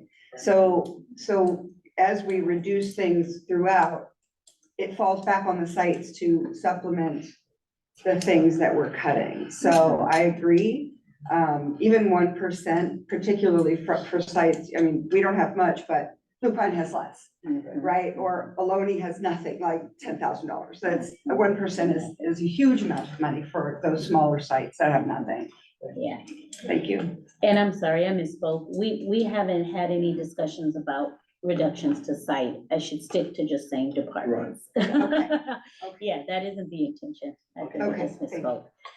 But I think what I'd like today is direction from you on where to look for the reduction. So if you say, bring me back the cost of what 1% would be or what 2% would be, because really we'd be looking at a percentage of the total budget.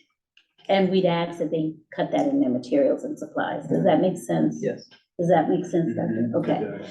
Because everybody sets their own budget, and where they place money is based upon the needs of their program. So I think when we look at reductions, we just have to think of complete budgets and then let them make the decisions of where they might be able to trim if we choose to recommend that. Does that make sense? Yes, it does.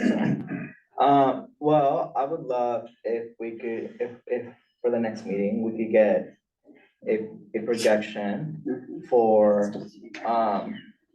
1%, 5%, and 10%. But I'd really love to hear, especially from our CAO, the impact, especially for ed services on the material supplies, because I'm assuming that's where really the chunk of it goes, because that's where textbooks are, right? So, like, if at the next meeting, what we hear is like, oh, 10% means that we have like no science adoption, right? Like, that's what I want to hear.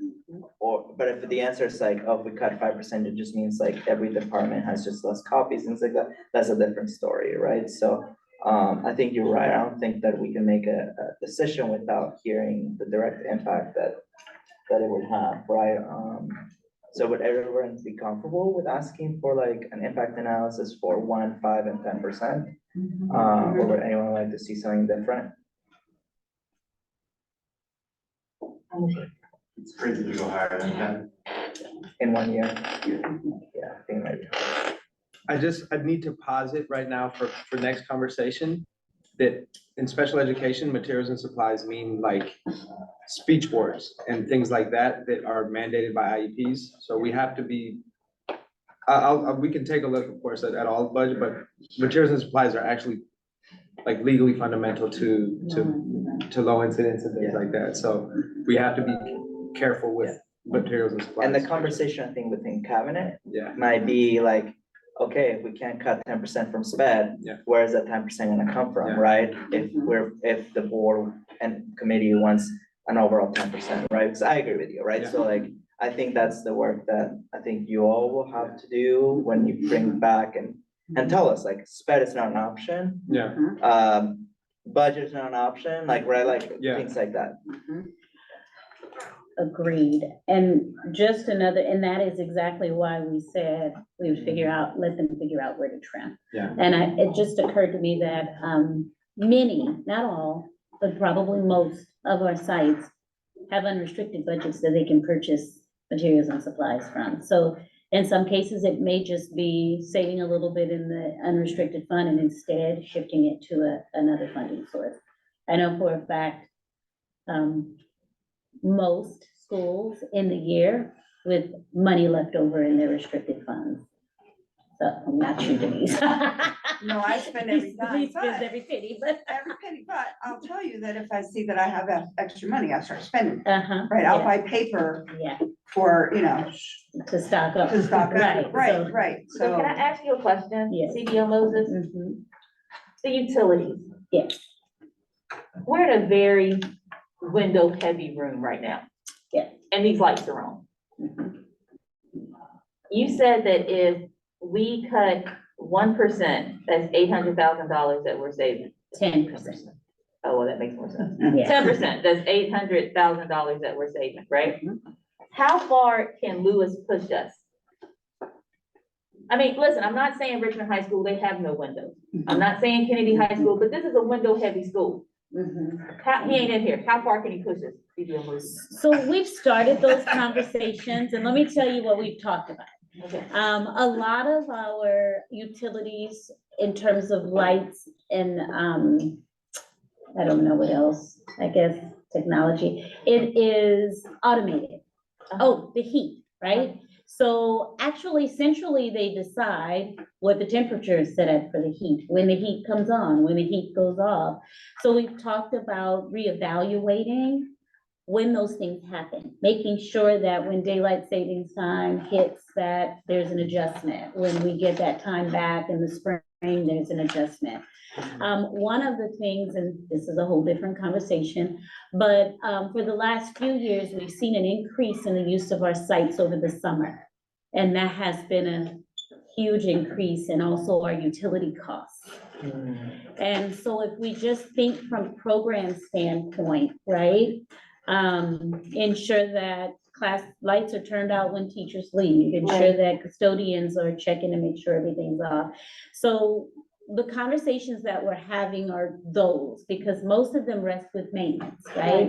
But then it would be messaging for everybody, turn your lights out, you know, Right. make sure the water's completely shut off, that kind of thing. So, we'd first have to get the messaging and finish the conversations with Lewis about what maintenance can do. Oh, I just lost my computer.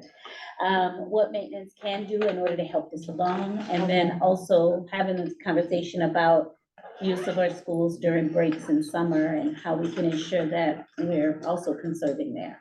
Is that level 2, streamline special programs to consolidate services at less sites? That's a part of that conversation, right? You're jumping ahead, Misty.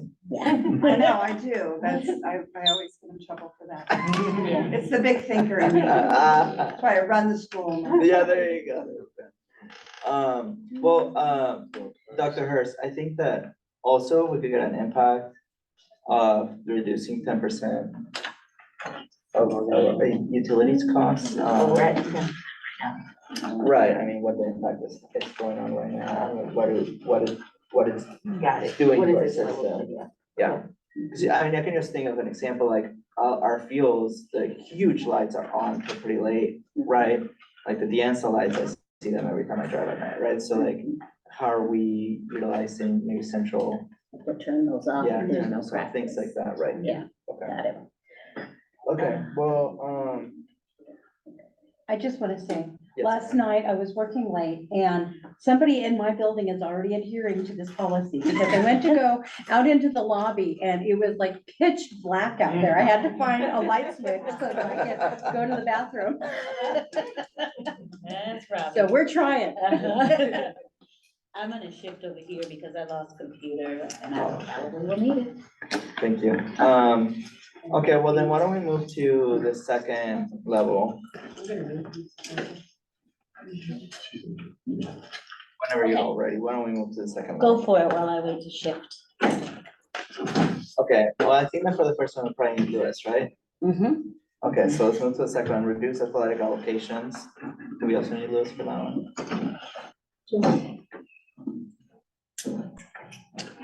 Yes, but when I looked at our athletics budget, it's already overspent. Okay, So, yeah. They already overspent their budget. The difficult part about this kind of conversation is that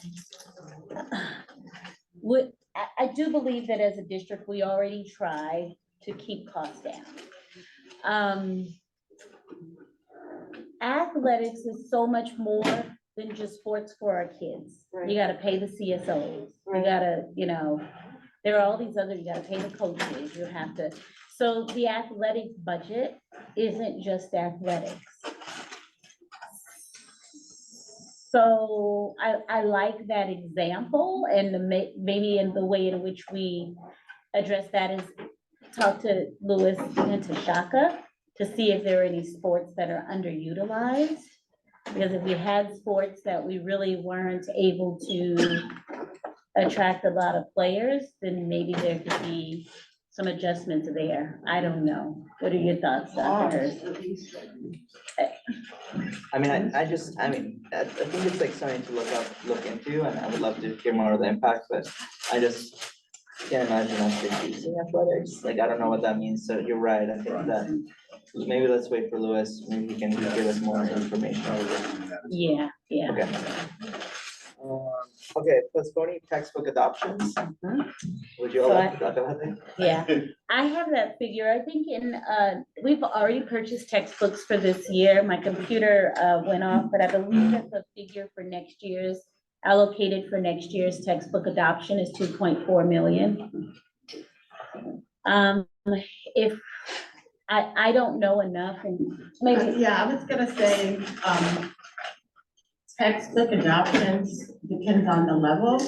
When we're just buying AP books, that's less classes, less students, but when you're doing a big adoption, like possibly like an ELA adoption for elementary, it's probably between 4 to 5 million now, and same for math. And actually, I think we just had one for math, and it was about 4 million. So, Clarifying, we just got boxes upon boxes upon boxes of twig. And we don't have any time to unpack or to train. So can we please have some time for one adoption at a time? Secondly, for math, we are diving into being ZERN right. K-5. Let's take some time and dive into And that. that's what I was gonna And, say. okay, sorry, one more thing. We don't have an ELA, I get that. But I think the teachers would be okay with pausing until we can get through these other things and train. Too much at a time is too much. So that's why I'm like, two thumbs up. So I would say that it's a conversation we've already had, and that especially with the new math framework, we were like, it doesn't make sense to actually even jump in and do that. Even though we've had some teachers that have gotten together and looked at some curriculums, we really do need to pause. And because of the amount of these adoptions, we already are paying for our supplemental, and I would say a majority of our schools are using it. And just what we have to do is increase the professional development on the supplemental tools that we have. And even with the literacy task force, we're looking at a bridge and supplemental to some of the materials that we're gonna be looking at collectively. So we will, I think that is one of the recommendations that I would make as the CAO to postpone the textbook adoptions at least for the next year, until we see something, different from the state. Maybe the state may change and say, hey, we're gonna give you a certain amount of money for these new adoptions. But right now, that's not what we're seeing. So CBO Moses, would that mean $2.4 million that we not spent? What does that mean? So we fund textbooks a few different ways. We have a dedicated lottery account specifically for textbooks, but it's never enough. So we usually have to supplement. I have to do a deeper dive to see if we can allocate that money to something else. Because it is unrestricted, but it is specifically for textbooks. I have to see how that impacts us. But yeah, if I had to tell you right now what I believe that would be money that could go back into our general fund to support for next year. Now, that isn't something we could do year after year after year. It's just postponing it and giving a little bump to the 2.4 is just a little bump to what we. Yes. Okay. Yes.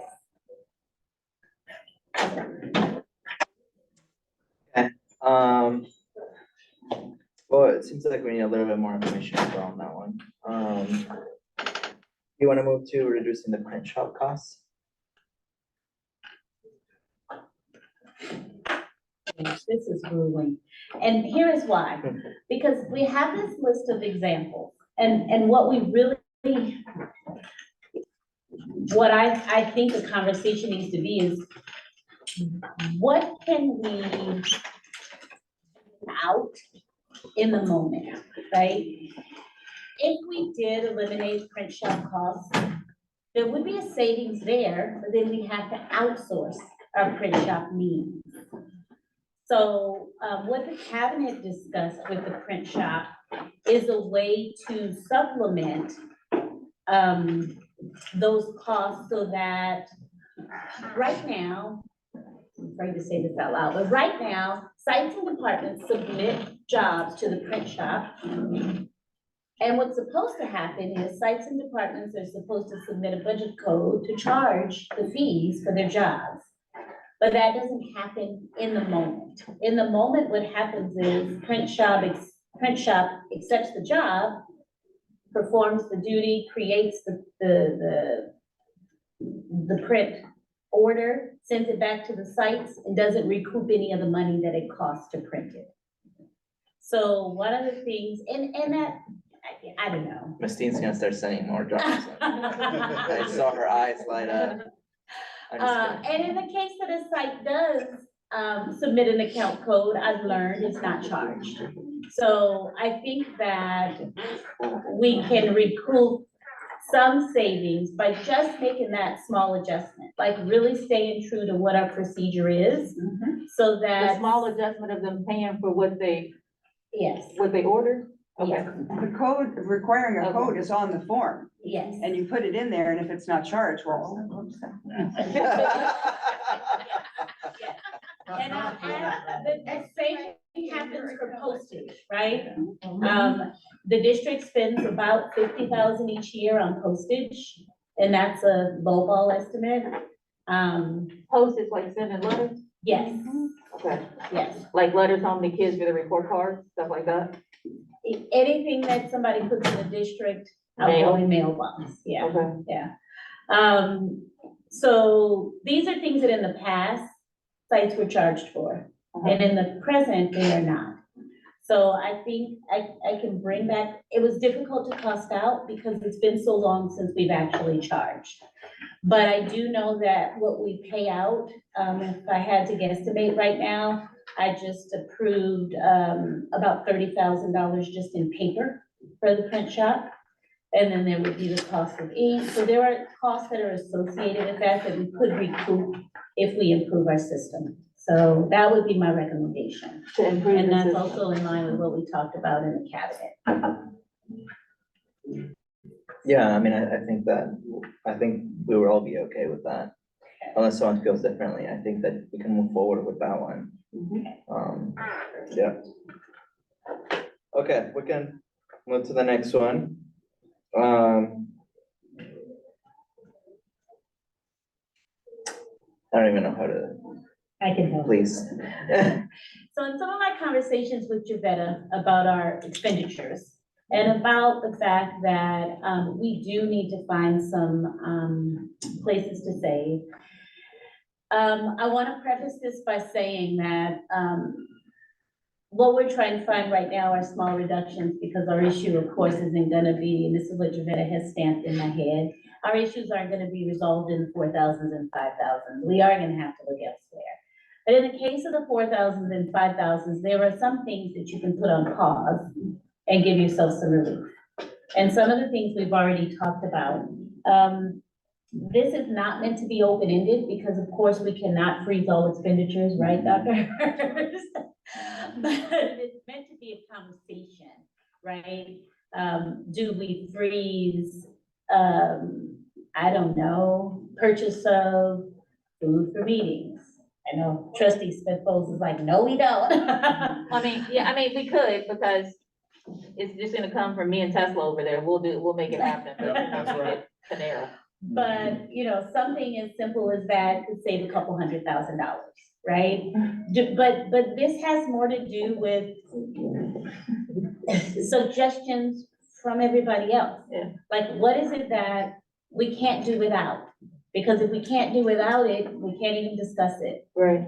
So I don't know how to start the conversation on what can we do without. So I'm gonna leave that to you. What are the ideas if we were to freeze some things? We've already frozen out of state travel, right? That's a start. And looking forward to next year, not this year. We don't want to shock people and change their trajectory right now. But if we were to prioritize some things next year that we want to save money on, what kinds of things would those be? Well, let's open it up to the group and Okay. see if people have suggestions from their memberships. Ms. Teen? In years past, our principal meetings, we threw down $5 to pay for our lunch. Lunch was provided, but we paid for it. $5, $8, $10 bill thrown into a bucket. I feel like those are little things that that make a huge difference, and it kind of bonds us. So that, I don't know how much we pay for the Panera or whatever we used to do, but you know, Miss Bessie would bring in some delicious green beans and fried chicken, and you know, that, I think lunch is really an important time for us to be able to have camaraderie, but I also think that we could pay for that. Great, I like it. Yeah, I like that. I'm making a list. So reduce food costs for PD, first example. Okay, or reduction. Are we finished with our parliamentarian? No. From she's our still- side, but not with the CBOC. She's still sitting in the CBOC. And But she's. that was my decision. to be fair. For is next she year, working with the CBO? for this year. Okay. So she, but not next year. Okay, so that's a cost that we'll say, if she won't be here next year. Yeah, but it's only a one-time, One time, because savings. it's not like a long-term contract. And can you say what streamlined special programs to consolidate services looks like? So that's another discussion. So if we want to move on to the next one, or if we want to discuss multiple things at one time. Yeah, let's see what other ideas before we move on. Let's go back to the reduction, and I know we just moved right into it, but the reduction of providing food, does that also mean no food for PDs available for teachers and for classified staff, like we won't provide any snacks or anything like that? That would be a decision for the committee.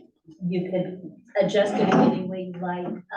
I'll say that, so there are some the reason why food is a big cost to the general fund is the federal funds, you can't pay for food at all. So you can't use Title I to pay for any food. The Fed says, no, you can't use our money for food. So anytime you see food purchased by a site, it's coming from the general fund, either LCFF or unrestricted, because there isn't anywhere else to pay for it. So, all food for parent meetings, food for students, food for PD comes out of unrestricted general fund. And whatever you value and you want to keep is what we keep, and whatever you say we can do without, then we look into that. And for every example that you give us today, I'll bring you back costing at our Monday. Is it Monday? At our next meeting or before? Mr. Fletcher? Could we save, but still, because food, like you said, food is an important piece of getting people together. Could we save by only using food services for PDs and stuff like that? Is that instead of going out and spending? I'm sorry, I didn't realize I wasn't. Well, I heard food services, and I just. Well, to be honest, food services is a more expensive option. Oh, interesting.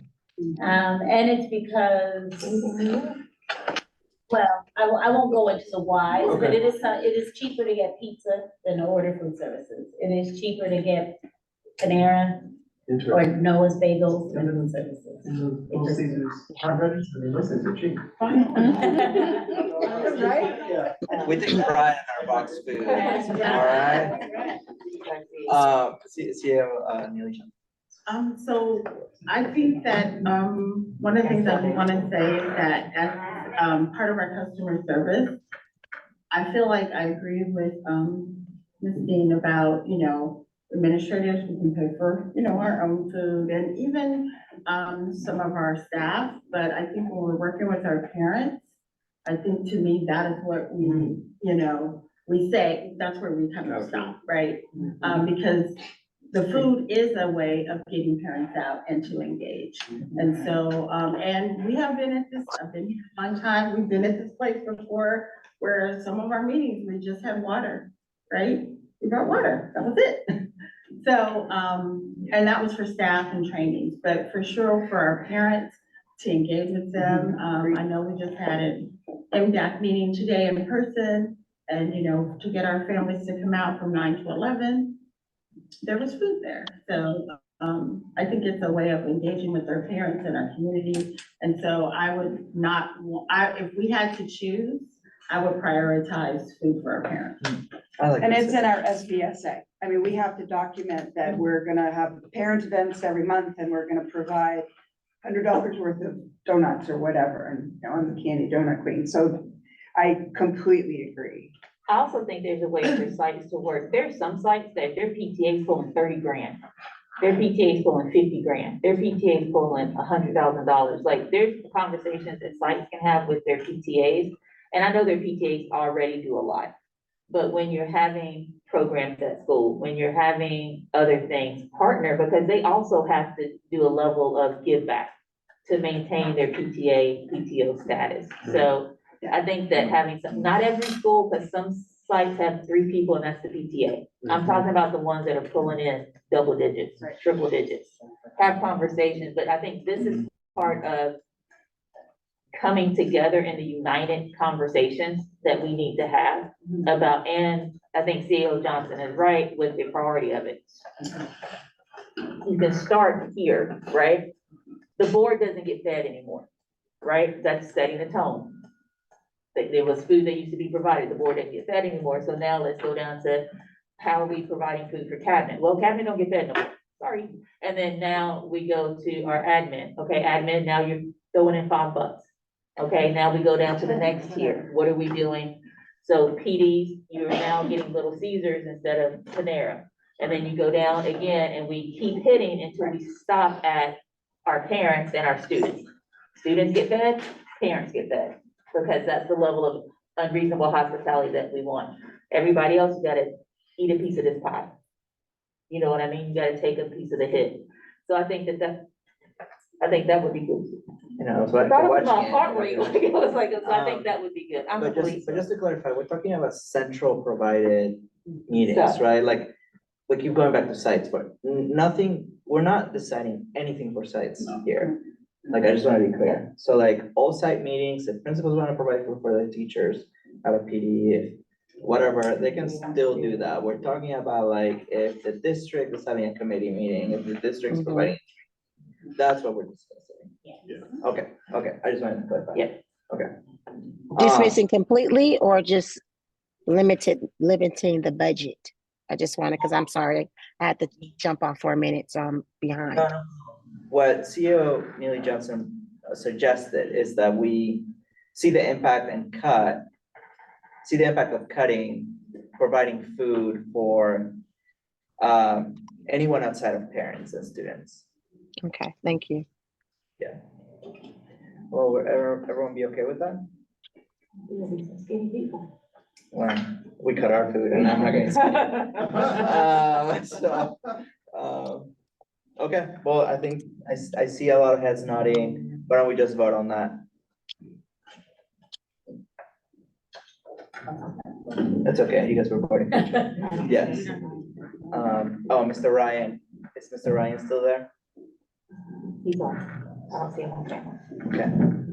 I just wanna say this, if you guys see a Lay's truck or whatever kind of chip truck outside of a gas station or a 7-Eleven, and you knock on the door and you say, hey, I work for a school district, you just pulled stuff that's going bad tomorrow, can I have it?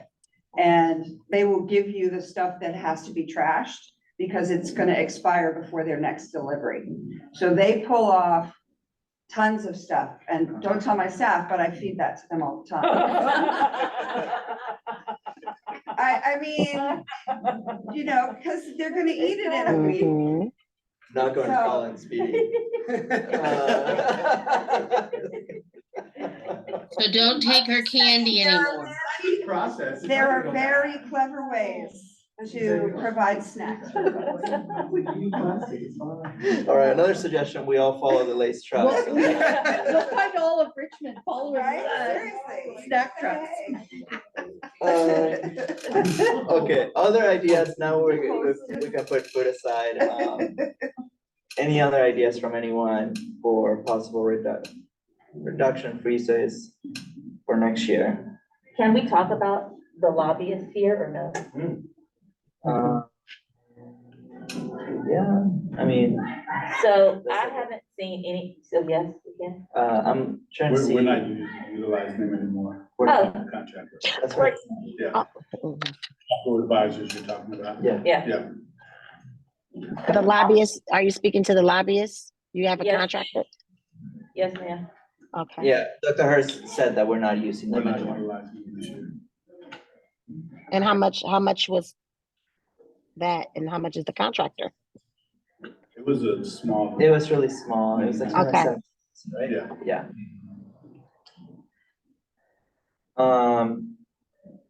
Anything else? What about when we did that virtual sports thing when we were, do we still use that? These are just things that I'm thinking about. Do we still use that virtual sports? You remember it was the dude who was gonna Esports league, do yeah. sports online? Esports league. But that was during COVID, right? Wasn't Yeah, that- is he gone? Or is that gone? Okay. Man, you have a good memory, though. Listen, every time. Shoshana was doing that. Mr. Savala? I don't think this fits under this, so please tell me if it doesn't, but, one of the things that kind of surprised me earlier, during the slide presentation was the number of students that qualified under, low income. I was curious, I don't think this is a cut cost, but, maybe a revenue. what was our return rate on the forms this year for, the free and reduced lunch? I know historically Benefits forms. those forms can be really powerful for getting us additional funding, so I don't know if this is appropriate, Chair. I mean, we can ask it, see if Mr. Fleischman has it. It wouldn't be a sped one. It would That be was a- free and reduced lunch. How many forms did we get back, was what you were asking? Yeah, right? and- It's not called that It's anymore, the right? It's been budget rebranded. income. Yeah. Income budget form or something. Yeah, I think mean, Ms. Chamberlain might have that information. frankly, like I know sometimes the teachers have, our unit members have been very resistant to all this. If that's something we need to share with them, either now or in the future, that it's something we need to all collaboratively work on. Yeah. If it yields more funds, maybe that's it. And there's some It's Title schools I who funds, call, right? there's some schools who call relentlessly, like Hercules called me and was like, just stay on the phone and do it with me. I was like, cool. I answered 3 questions and it was like, done. Because I had turned mine in by a certain time and they were like, they called me and they kept calling. I thought one of my kids was hurt. And they were like, hi, no, it's me, fill this form out on the phone with me. So I think if we can keep asking for those to, Maybe, right? You know? If we got a high percentage of them turned in, it's not gonna make a difference, but I was just surprised to see how low we were with low income compared to, I mean, I know we're. We've fallen off. We were 65. And now because we're not getting the forms, they're all online now. And so we used to send the forms out with our, packets at the beginning of the Yeah. year. Now they're all online. And I think parents are reticent to do it because they think it's something about filling, they being. think it's a judgment thing, but the Broadly, reality right. is just fill it out. But what about competitions among schools that get, 90% or 95%? I mean, we could really bolster our numbers because that's 88, that's Title I money, Yeah. right, Kim? Yep, Yeah, and it's not like we could, that, we can move things into that, right? So potentially, but just the thought, when I saw that, it kind of caught my attention. Who owns that work? Is it on principals or is it on the office managers? no, it's on all of us. It's on everyone. From the SCAL has the list, the clerk has the list, I have the list, the teachers have the list, so we print them up, but the issue is to go into Power School, everybody has their own ID. And at elementary, it's the first time, and it's only about the forms. We don't have grades on there, we don't have assignments on there. So it's really just about the beginning of the year and filling this out, because we want your emergency information. And then the rest of the pages, if you've got an allergy or something, but toward the end, this income form is like, whatever, it's not required. So if you couldn't submit until it was all done, we would have 100%. So that would be something, in many of the instances, you can't finish the form unless you finish the form. So maybe we could talk to Kim about that within Power School to say, it's incomplete, but then we wouldn't have an emergency information. But the point is, it's a judgment. I don't qualify, so I'm not gonna fill it out, but filling it out, they might qualify.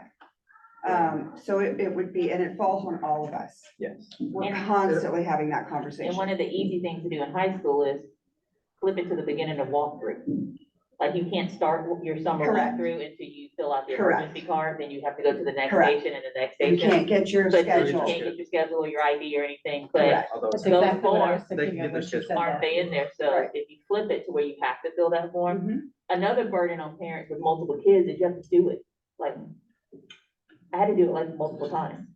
But you only have one ID, you just have to keep adding the I just kid, had to right? keep adding and so that was like, Right. so if, I don't know if that can be streamlined at all, but Mhm.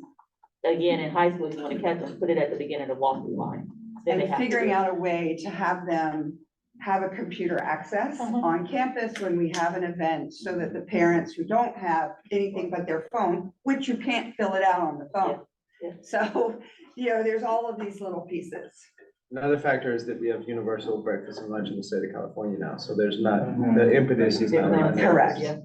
Correct. I mean, likely, if this was a trend, we would see that across other districts as well. It probably wouldn't just be us. But it's something to explore, I think, to see. I think some of the big areas that we need to work on, right, are ADA. This could potentially be another area that we can put some elbow grease into and, improve outcomes. we've been seeing an increase in ADA this school year. My assumption was that every year after COVID, it'll go up slightly. Right, because that first year back, very strict to have 5 to 10 days of isolation, right? We have less of that going on these days. Yeah, And we saw I a reduction. I have the figures, I'm post-COVID. pulling them up. yeah. I can tell you that, our trend for ADA has been interesting. It's been going up a little bit every year, but a very slight. I think, coming back from COVID, our lowest was 85%, and this is from memory. I'll pull the figures shortly. And then we, maybe 87. I think last year was 90%.2. And we started out in August at 92, and then in September we were 91, and then in October we're 90. So we're slowly, unfortunately, decreasing. We're hoping to address that. We just talked about it at the management team meeting.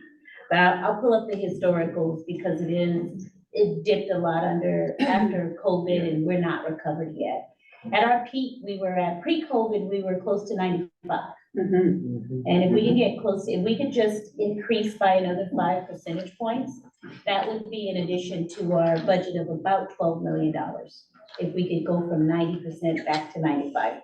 It's huge. Yeah, I was having a discussion with our bargaining chair sitting to my left yesterday about this, and we're kind of at the place now where that 3-year average, which was created by the state in order to support districts who are struggling with this, that'll now hurt us. Because it'll be those 3 years post-COVID, right? Yeah. We're in year 3 of that, and that year was really bad for attendance. So I was just curious if how much more work we have to do in the area could be a big revenue source. But it's not cuts, chairs. Okay, but I'll look up those numbers too. Okay, well, I don't see any more ideas, so let's move forward. The credit recovery system, do you want to talk about that? So these are all just ideas that came from other places. There were a lot of experts in the room. I'm not an expert, but I know a little bit about credit recovery. I can tell you that right now at each school, we have between 0.6 and 1.2 FTE of Edgenuity for student credit recovery. And so if we combine our, six high schools, that's about 8 or 9 FTE, which. They're virtual, right? Yeah. Yep. Well, okay, so good question.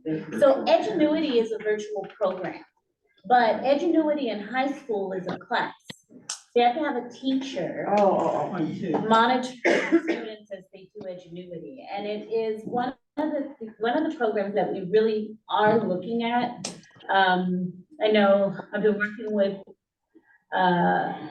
Executive Director DeLeon because he's been approaching business services saying, hey, we need more Edgenuity FTE.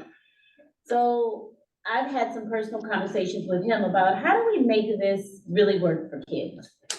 And so that's really what prompted this to be on the board. We need something, but Edgenuity used to be an after school or summer school program that we could pay for with Title I. It has now become a during the day class where a student could need, credits in math. And you log on to Edgenuity and you finish that math class in 2 weeks.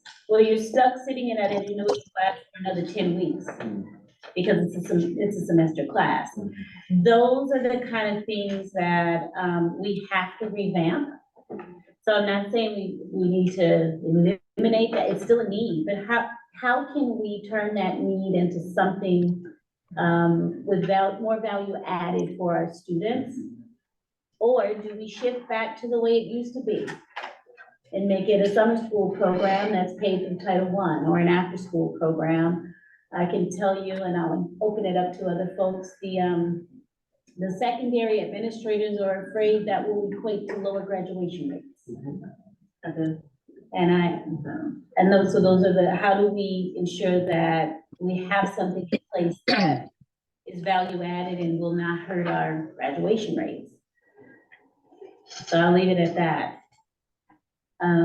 But we all agree that Edgenuity is, in the way in which it's structured now, it kind of traps me. Anybody want to chime in? You know about Edgenuity? You said it. Yeah, there's not much more. Yeah. I mean, so we have some students that need 3 or 4 courses in Edgenuity. And we may be, and haven't been at a high school in a number of years, so I don't want to, I may be overlooking some things. But if a student needs just one course, we could create a plan for that student to get support after school, because like you said, it could be done very quickly and then we're just sitting in a seat doing nothing. Versus if a student needs 3 or 4 courses, okay, that's gonna take you a semester to get through those 3 or 4 courses, so we'll give you a seat in a class.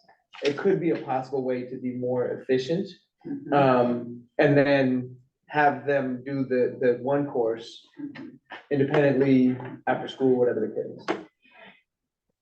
I also think it's one of those things to where we need to start asking some questions. If you're a freshman, why are you in Edgenuity? You just got here, homie. Like, right? Like, why, like, what are we doing to make sure that you're not, I mean, maybe you're not a freshman, sophomore, one on one. Like, you just got here, right? So why are you already in Edgenuity? Where are those kind of conversations with the students? Like, hey, what's going on?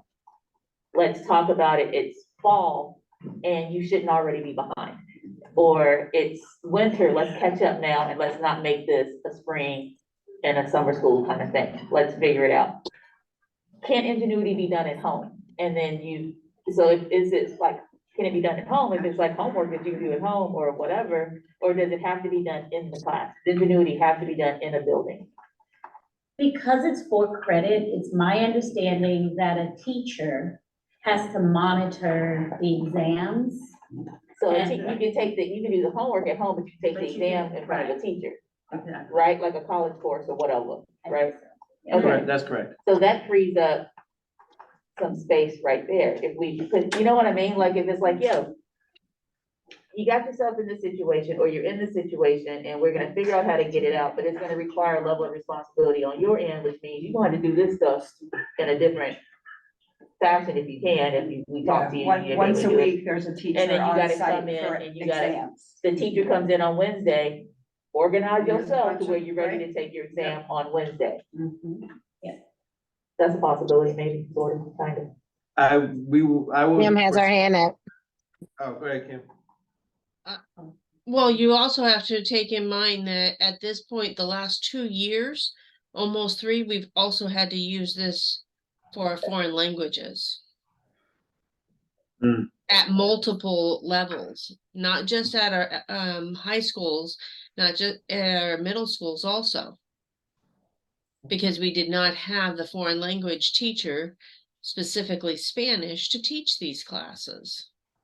Yet it is a requirement for these students to graduate and to be A to G compliant for college. So that's another thing that we all have to think about when we're making these decisions, is that we are going to prohibit these students from being A to G compliant in order to graduate from high school, which we've all said that we want to complete, have students have all the opportunities. Yes, it would be great. We need to relook at the contract, I agree, and see what exactly it says for that piece. Another thing that's really stopped looking at it from a different lens is having an 8:30 start time for students mandated by the state of California for 9 through 12. That has prohibited some of this stuff from being able to, some students from being able to take this course after school. They can't participate, they can't go to work, which means they're going to be 5th and 6th year seniors that way. So that's another thing to think about, or they're going to just drop out because they have to work. And that's another thing COVID pushed for a lot of our students. So we have to think in that manner too. We have very limited 9th graders taking this unless it's something from recovery from a different school district or what they were trying to do in 9th grade. We really need to look at the contract and advocate for that time change to change. It's prohibiting us from our students succeeding.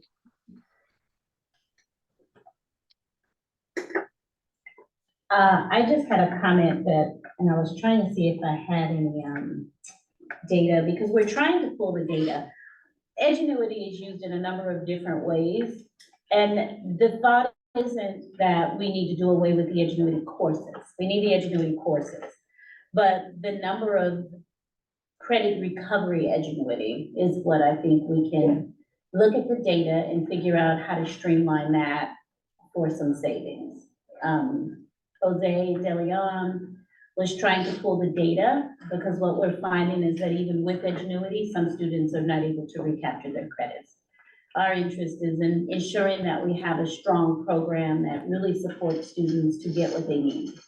And under the current model, even though most of our high schools have a 7-period day, students are still ending up with insufficient numbers of credits and are ineligible to graduate and needing things like Edgenuity. So it's a bigger conversation. You can't do away with it without replacing it with something. But, you know, it was put on as an example, so. Okay, well, good conversation. Maybe CEO Neely Johnson, your department can have a discussion and see if there's any way for possible reductions with our students. And at the next meeting, if not, we can take it off the list as well. Add it to the list. Okay, let's move to our last one on the level 2. The streamlined outreach program. Yeah, this one's also gonna be one where we're gonna really need in-depth data and conversation. There are valuable programs in our district that we really want to retain, but some of them are spread out in a way in which it's also added expenditures. I don't know, I'm not an expert on any of those programs. Could you give us an example?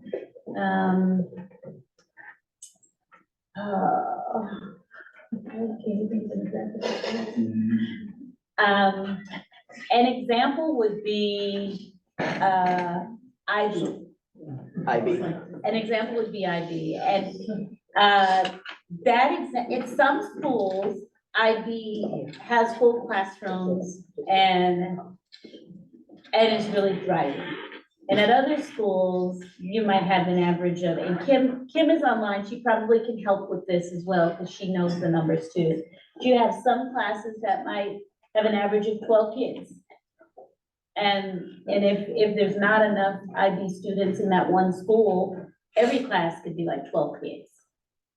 So when we were thinking about this, we were thinking, in what way can we align IB, perhaps have it at specific school sites, or revamp it in some way to better stick to our staffing matrix, and therefore have less of a fiscal impact on individual school sites. Does that make sense? So IB, we're talking about IB, right? IB is just at Pinole Valley High School, right? Or is it at Pinole Valley Middle School too? Where else is IB at? It's moving into both, it's going into both, because it is a matriculation from, and eventually it was supposed to move into West County Mandarin, so Mandarin, Pinole Middle. No, it's supposed to, it has full alignment from elementary, middle to high school. But there's a lot of training and to be done at those other 2 levels, the earlier 2 levels, before it can even go that far. But the numbers are not high. How would we be able to streamline that program though? I mean, we can't place elementary students here. So Kim, as this is, I was under the impression that IB is at a few different high schools. Is that not true? That's not true. It's only at Pinole Valley High School. Ways at a lot of our other high schools. So can you share, Kim, during the staffing committee, some of the courses we were concerned with smaller numbers? Because I use that as an example, but it doesn't seem like it's a great example. Can you help us, Kim? I'm pulling. But I think it is a great example because for me, I would like to know the data about, there's reasons for IB, right? Having that international baccalaureate stamp is supposed to help you with the trajectory getting into the college, university, whatever of your choice. Are our students who are taking IB and getting that stamp, because they take IB, but not all of them do IB to get the stamp, right? So they can do the IB version to where they're getting the stamp, and then they can do the IB version where they're just kind of in the class. So my question would be, of the students who are taking IB, how many are taking IB to the point and the fidelity where they're getting the stamp? And then of those who are getting the stamp, how many are getting into the colleges of their choice? So you know, when you apply for college, you have your top 2, 3, 4 choices, and are they hitting that? Has the IB stamp helped them get into the top 1, 2, 3 of their choices? And if not, comparatively looking at those students who don't have the IB stamp, and are they getting into the colleges of their choice? I'm trying to find the reason behind keeping something, if the intention behind keeping that is to give you this. And if you're not getting that, then we need to look at the program in and of itself. Does We're that not make there sense? yet. Okay. It makes sense, but I think that we're getting away from the idea is streamlining programs that are happening at various schools and streamlining to potentially be in one place, so that it's cheaper, less staffing. To have it all over. Yeah, so IB actually, I think, would be a bad example, because that's now being offered at 4 high schools, right? So I think that, like, I literally cannot think of a single example. Head Start, maybe, like, I don't know, I really can't think of any example. If no one can think of any examples. I don't know if this necessarily applies, but there are certain courses that traditionally just get a really low enrollment. And so, but could be offered, we were having discussions years ago as a middle school team, when we each had 3 or 4 kids that could take Algebra 1.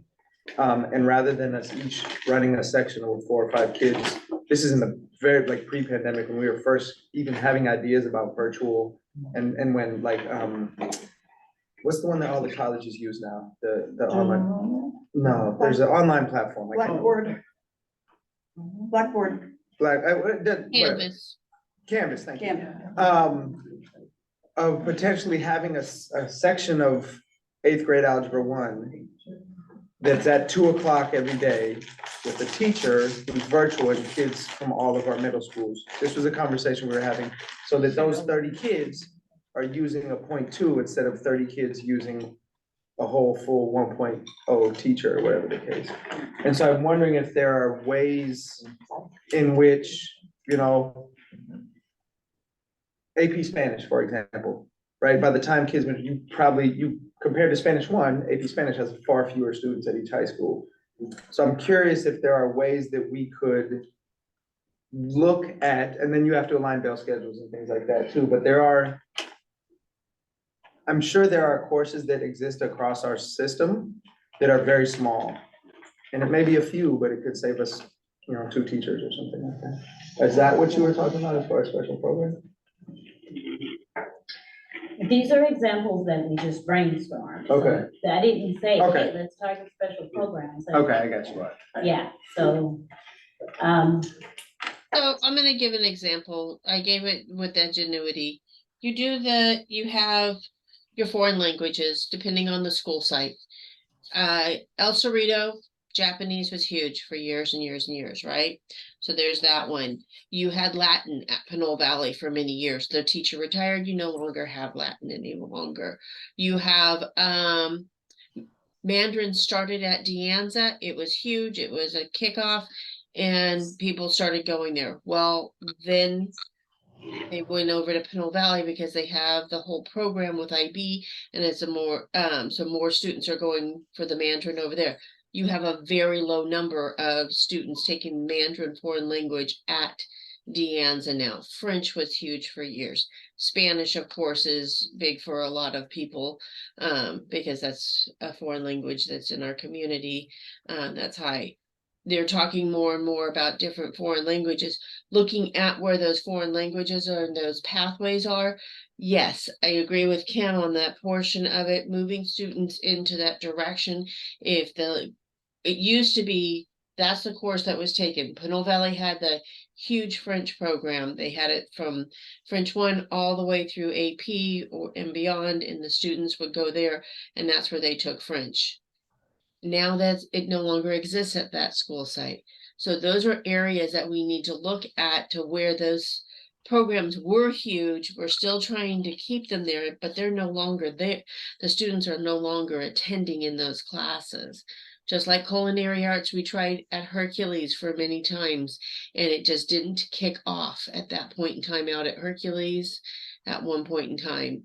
It might be coming back now. You just have to look at where those areas are, but you also have to we have to look at where we can get the teachers to teach those subject areas, not just trying to put those programs in those locations. We have to have those teachers with those credentials to teach that information.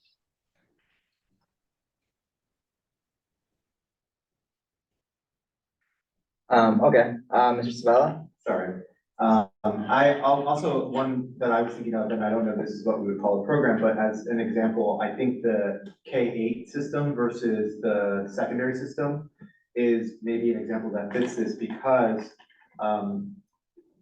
we implemented this, I think, as a reaction to what we saw as declining enrollments in our secondaries.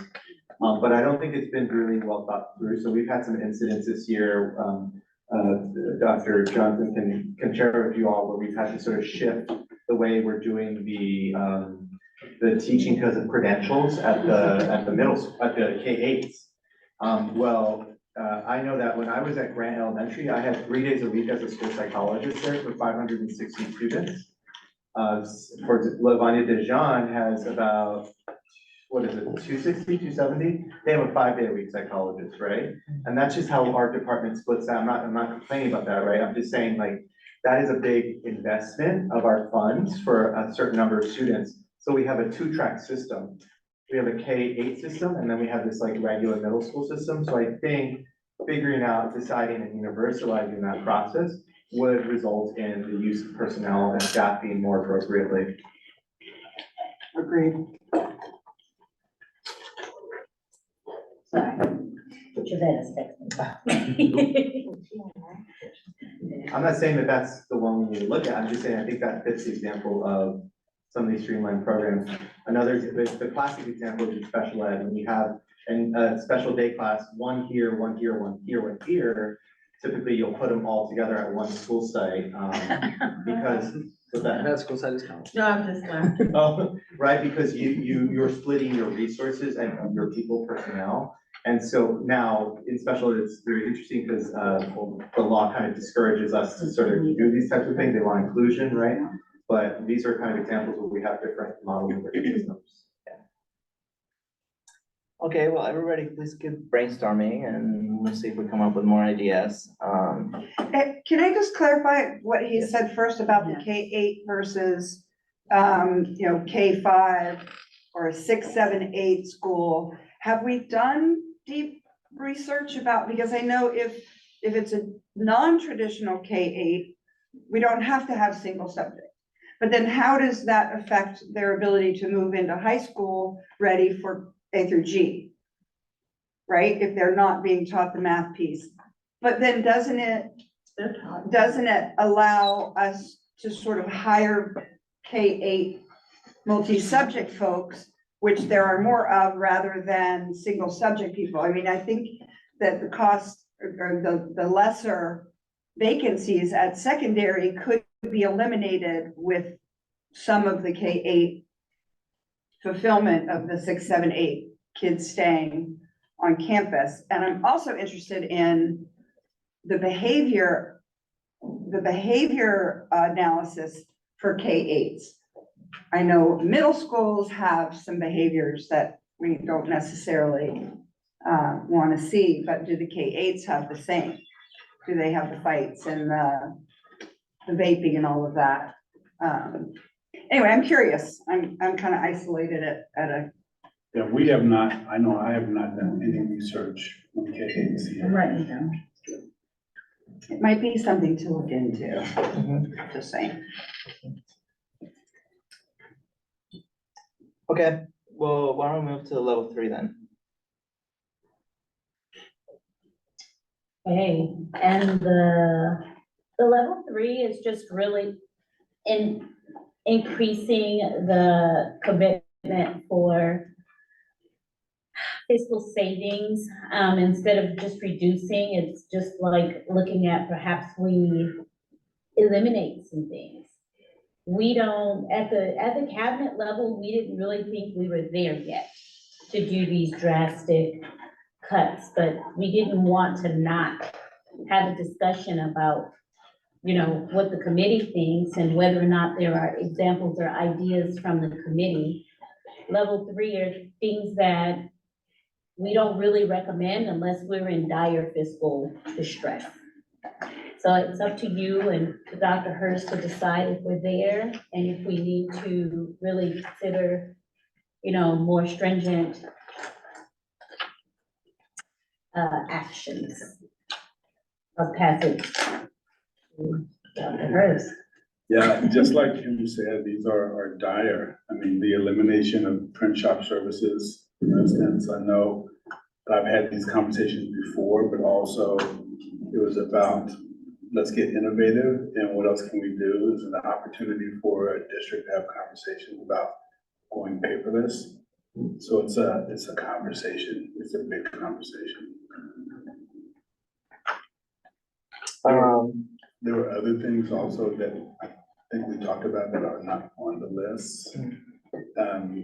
That would be dire as well, such as a reduction in everyone taking a reduction in salary, like for admin. I know that was something that we talked about at a different district as well. But again, those are all serious conversations. Definitely be like level 4 Yeah. with like school closures and cuts of people. Yes. Yeah. Yes. Oh, Kim, sorry. Well, and I just wanna, these examples were created, trying as best as we could to continue the conversation about the 4s and 5s. Yeah. So we tried really hard not to put anything on this list that needed to be labor negotiated or might encroach upon positions, or we were trying to stay true to finishing the 4,000s and 5,000s before we discuss other ramifications.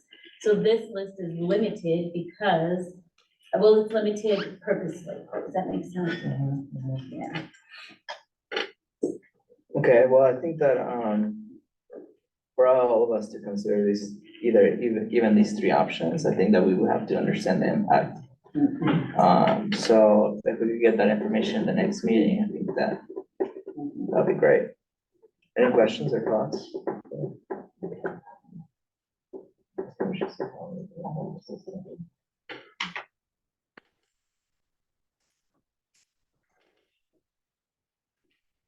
Okay, anything else anyone would like to add to the list before we move on? I would like to add, this is for next meeting or for this particular meeting? Because I'm having a hard time hearing, I'm sorry, during Zoom. So, For us to discuss tonight okay, and for next meeting, yeah. okay. Well, I did want to kind of mention, for me, and I may be wrong, but the cost of admin leaves, you know, members being out on admin leave, plus you have to, you know, once they're out for multiple months, several months, you're paying their salary and then you're paying for a sub or you're paying a stipend to cover, you know, that work. So you know, I was thinking maybe something to where we could come up with a time frame for any investigations be complete to get those members back to work, or so that can cut costs on, you know, additional subs, paying them, doing stipends and things like that. I think I see a lot of funding going those ways. So I was wondering if there's a way we can get an idea on how many, you know, people are out on some type of leave through the district, admin leave, a year, and how much would that roughly cost the district to pay those salaries, plus pay for those services to be provided while the person is out on leave. Is that kind of like a difficult task to do? Sorry, Kim, go ahead. I think I can address that. That isn't something that we can really cost out. Okay. When someone is placed on admin leave, it's usually as a result of some action. And and it's also usually the decision of HR. So we can't second guess what happens with the process of ensuring that everyone's following rules, right? So I trust, and I'm sure Dr. Hurst could weigh in on this, that our HR department, because you know I'm in those meetings too, are doing the very best they can to resolve things and not have people out. But it isn't something that we could cost because there are so many unknowns and we can never predict how many at what point in time that might be impacting. Right, I'm not, I just want to be clear, I'm not asking to cross anything out. I was just trying to figure out a way to reduce the time frame on how long someone is out to kind of cut the cost of paying for additional salaries.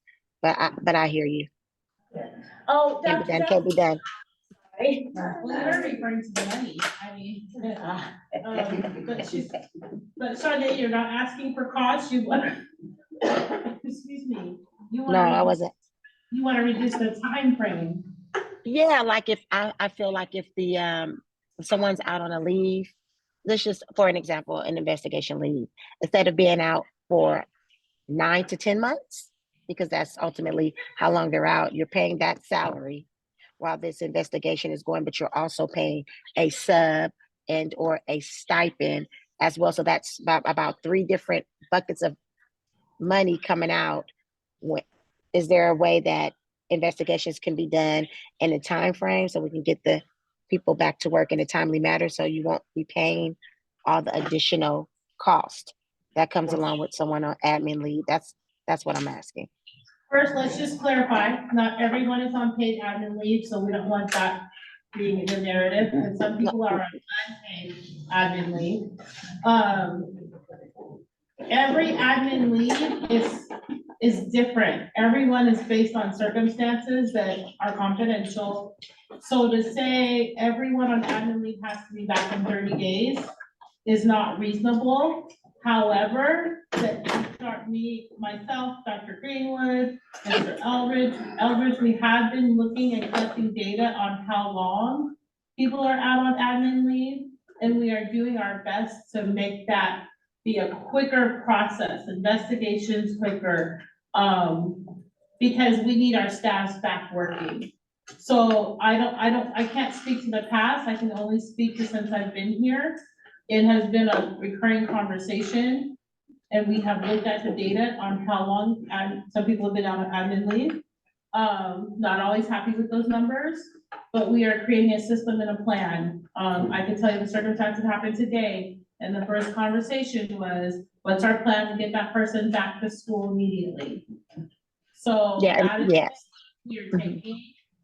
But I do know how long people are on admin leave. I know what you're referring to some people who have been. Oh, no, I'm not referring to anybody specific. I was just trying to make an example to find out ways, because the committee is to kind of find out ways to cut costs, right? So that was just a recommendation. So I'm not like finger pointing or anything like that. I'm just trying to figure out other ways and avenues that we could be productive and figure out different ways. So I appreciate you giving me that feedback. I would not want to do that. Well, it sounds like there is currently a plan being made by the right leaders. I agree with you. I think in the past, this is prior to Dr. Johnson being here. Some cases, people stayed out longer than they should have, right? So I do want to acknowledge, Shanae, what you're saying is true, right? And it sounds like what I just heard from Dr. Johnson is that that's changing. So that's really good to hear, because I think that is to be something happen both in classified and credential, right? So Shanae, I think that what they're saying is that we are gonna see a cost savings just because they are finally setting up the right procedures even if it doesn't specifically say, we're gonna have it done in 30 or 60 days, right, depending on the situation, but, how do I say it without just saying like they're more on top of it? No, yeah, thank you, Demetria. Yeah, I got it. What she's saying, but I just wanted to make it clear. I wasn't, trying to finger point. I just was trying to figure out solutions and ways as I'm sitting here. Thank you. Thank And you. Shonda, I didn't take it that way at all. You're wonderful to work with. Thank you. I think we all, ought to also add to that, hopefully you're working as well on the workers' comp situations where folks are out for, 31 months and then on the 32nd, they're good and they can come back and they can claim their job again, and really just investigating the true manner of the illness or where they're getting to kind of stay on the payroll. And then we've all these subs that would really like to apply for these jobs, but cannot because the jobs are not vacant because these people have extended their leave. And so I feel like that's kind of a historically abused situation that might be able to save us, compensation money, right? We're paying into CSIG and all of that, so. I have That's a little more complicated and there are more legalities involved, where we have more control over active leave than I do over some of those. right. No, I adding those 2 cents. Thank you. Okay, well, I think that there's quite a bit of homework Cabinet will bring us, so thank you.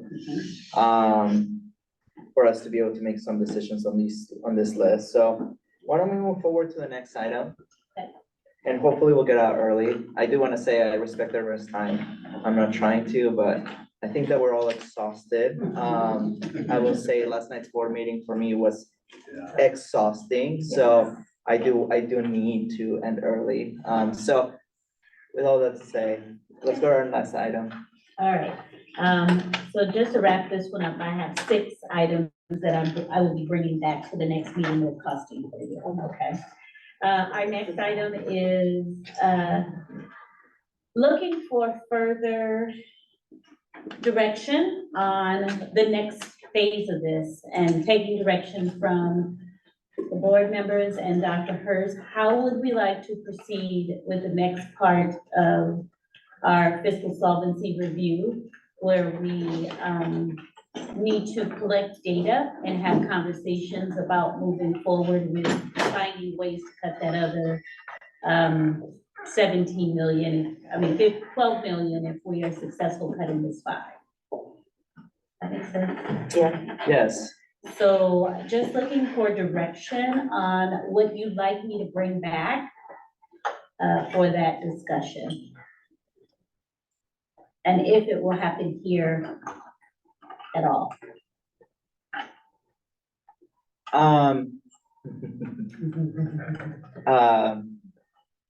This is a great question, Ms. Moses. This is my personal opinion. I'm only one board member.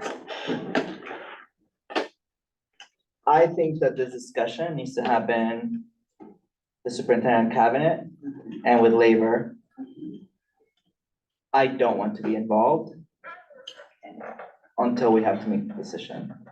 Okay. But my opinion would be that everyone here needs to start meeting to have those discussions. What I don't want to do happen is that for it to get to the board and for anyone to say, we didn't know this was happening, right? I also think that there has to be a collaborative process, which I think that's already something that was part of your vision. Yes. But I don't think that it should be here. I think that our scope for this work was just to look at contracts. Maybe some of you are thinking that I'm chickening out, but I think that it's something labor and staff should work on before it gets to our level. But Clerk Simpson, you might have a different opinion. I think that you have to come with one unified voice and one unified position. This is what we've all agreed to. And I think that's gonna take a continued level of heightened transparency on everybody's part. So I think labor and district staff are gonna have to come together and have these continued honest conversations, because March is gonna come no matter what. But you have to come with a unified voice. I think it just makes the most sense. So you get in a room, you hash it out, you stay in the room until it's hashed out, and then you come out bruised up, but together. And saying, this is how we're gonna present this to the board, because we're gonna be one unified front.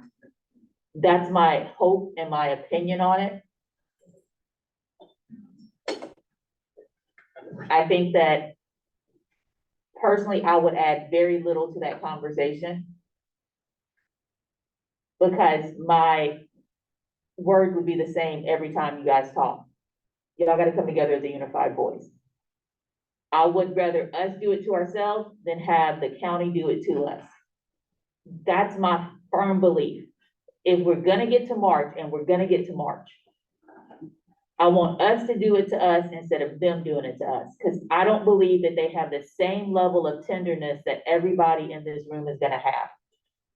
And it has to be a level of tenderness and grace and understanding and unification. Like, we just have to come together on this. There's nothing, and this was the work. And we did the work and we didn't find it. We did the work and we didn't find the numbers. But no one can say that we didn't do the work. And this committee did it, again, united. We had opportunities to debate the numbers and to debate everything in here, and we were lockstep in here. And we did it over and over again. So now for me, the next step is everybody get into a room and fight it out in the most positive, loving, transparent way, but you gotta come out of that room together. I think having any board member in that room will mess it up. Because I think there's a level of transparency that you guys talk, and a level that the way that you guys talk to each other and can fight it out with each other and come to an agreement with each other, that at this level, board members would mess it up. We're not experts in that field anymore. The two of us who are teachers haven't been in the classroom in a while. But we're still educators. The other three are still whatever they are. But at this point, I did not mean that to be shady. That was so good. Like, I did not mean that to be shady at all. I'm just saying, adding to that conversation is not where we are yet. When you guys come to us with a unified plan, and then we can look at that, and then there's a level of debate that we have at the board level. And what you know to be true is there are board members who honor when you come together. And we'll make that decision when it's together. When it's together. I'm complete. I think that we just said a bunch of BS because we're not sure. And at the same time, I think that what I learned last year was that I'm thankful we're getting ahead of March, ahead of January. Last year, everything came what felt like so last minute. I think everybody here to some extent, including yourself, like cabinet themselves, felt surprised, right? So there wasn't very much space for collaboration or troubleshooting, right? We were literally the day before the board meeting when the decision was supposed to be made, where, like, for example, if I can say, Teamsters was giving us ideas, right, to avoid cuts of people, right? So I think that for you all to start that discussion now, even if at the end there is no agreement, because sometimes the representation of unions sometimes can occur, right? Just to be frank, where they can come out and say, yes, cut our people, right? But there's an agreement of, like, we understand there's a number and you'll have to make what you gotta do. Ultimately, we'll disagree with the decision, but, right? But at least there's an agreement of, like, we troubleshooted, right? We gave you all of our ideas, you tried, some of them didn't work out, some of them worked out, right? Where at least we can hear, like, staff worked with us, right, in general points. I think that's what can happen now, but it also should happen behind closed doors, in my opinion, because I think this is open, right? So also discussing cutting people, it's just shouldn't, I don't think that should be an open until it has to be an open, right? So I hope that answers your question. I mean, I would love to hear from labor, but, I'd like to clarify sort of the, you know, being new to this process and wanting to make sure that equity is a part of the conversation. That if we are gonna work together as a team and we are gonna bring ideas forward, that we are all going to know that we have to give a piece, right? What that piece looks like for each of the units, we're gonna have to debate that and look at that. So making sure that we're coming to a team, but the second piece of it, and this is not in discredit to the board, but I know that some of our labor groups have your ear and can take what we say we're coming together as, right? Like, I got your phone number. And to make sure that we are fighting a fair fight in our closed sessions so that it doesn't look like, you know, I ran to mom or I ran to dad and they're gonna protect me. I think those are some of the things that my fear is that there's gonna be a secondary conversation after our initial conversation and swaying of the body that's going to support us, because we're not unified as a district and we need to, because this is huge. And if we don't come together, we are the district. And I often, when the teachers or whoever, like, oh, well, they, I'm like, there is no they, we are they. We are they. And so if we can't have that voice, then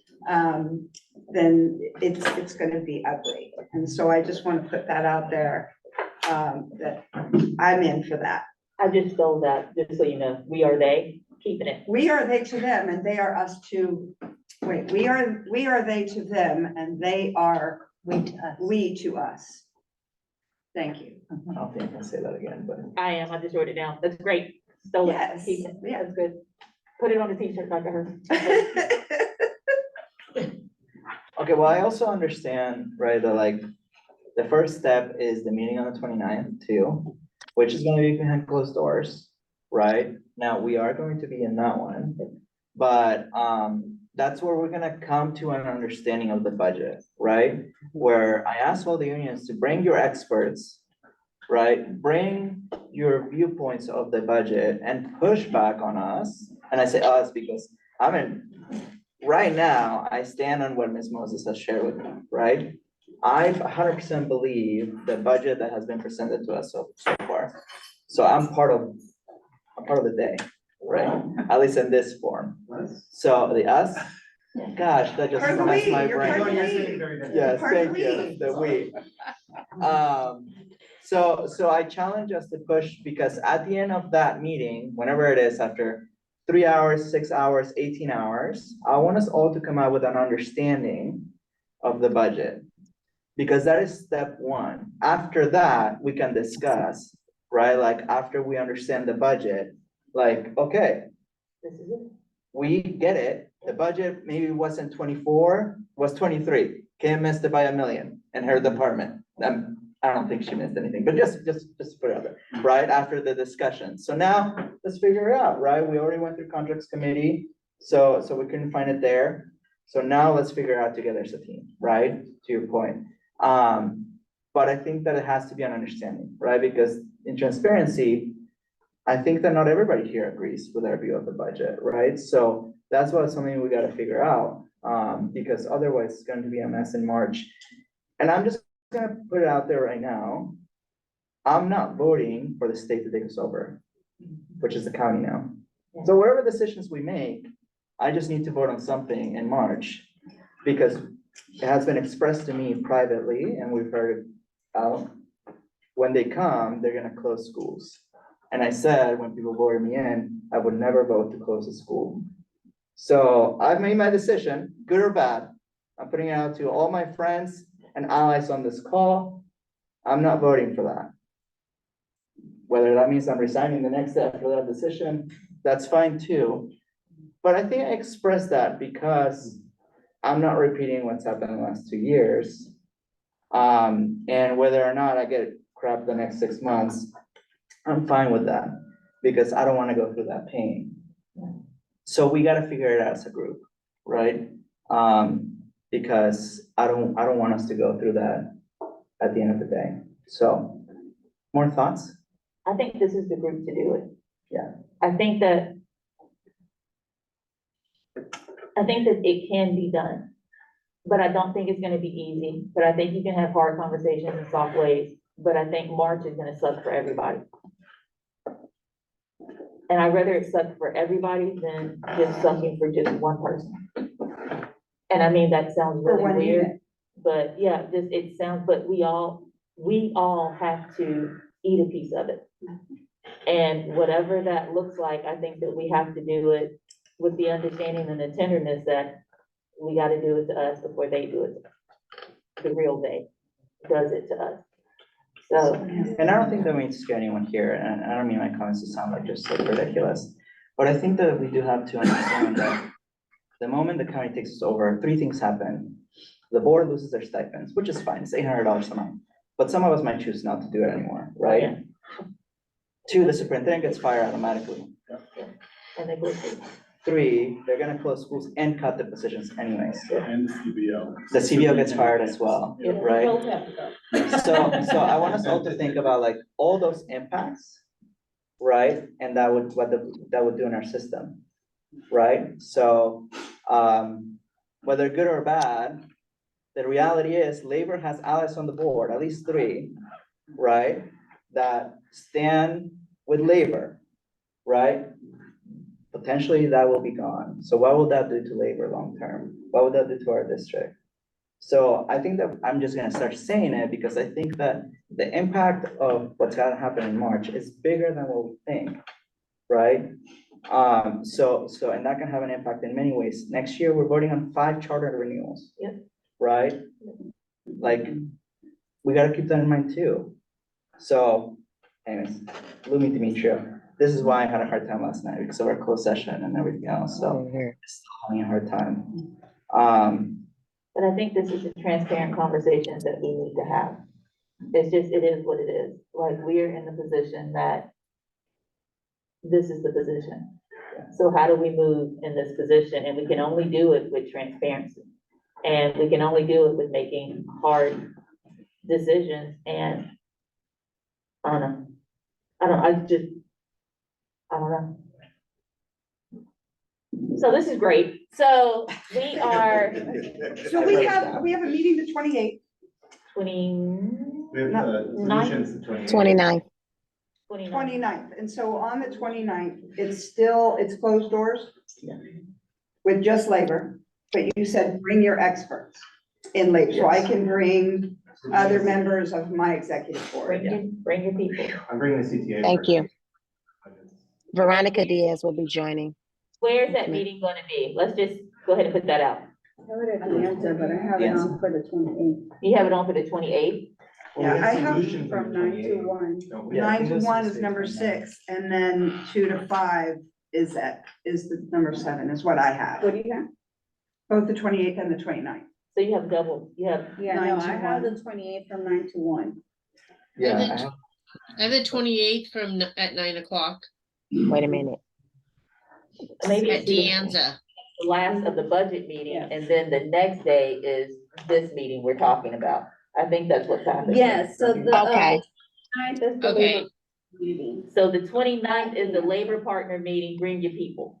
The 28th Okay. is this budget committee meeting again, where CBO Moses is gonna bring us all the other answers and questions that we Got it. have. We Got have a it. scheduled solutions team meeting that day. But it's at 2, isn't it? Oh, It's all day. It's just like, I thought this was at 2, so you guys could go to solutions and then go into this. shouldn't send out an email. Because on the No, that's 28th, on the Tuesday, the 29th. 28th, we have 9 to 1 o'clock at the end.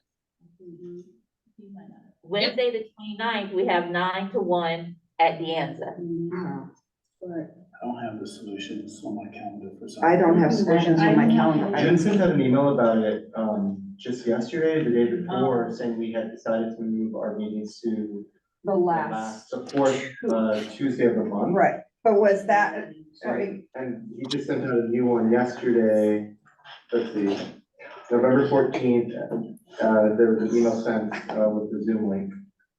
oh man. However, it says. Question, would labor be open to June participating in this process on Wednesday if he's available on the 29th? I think he would be most helpful.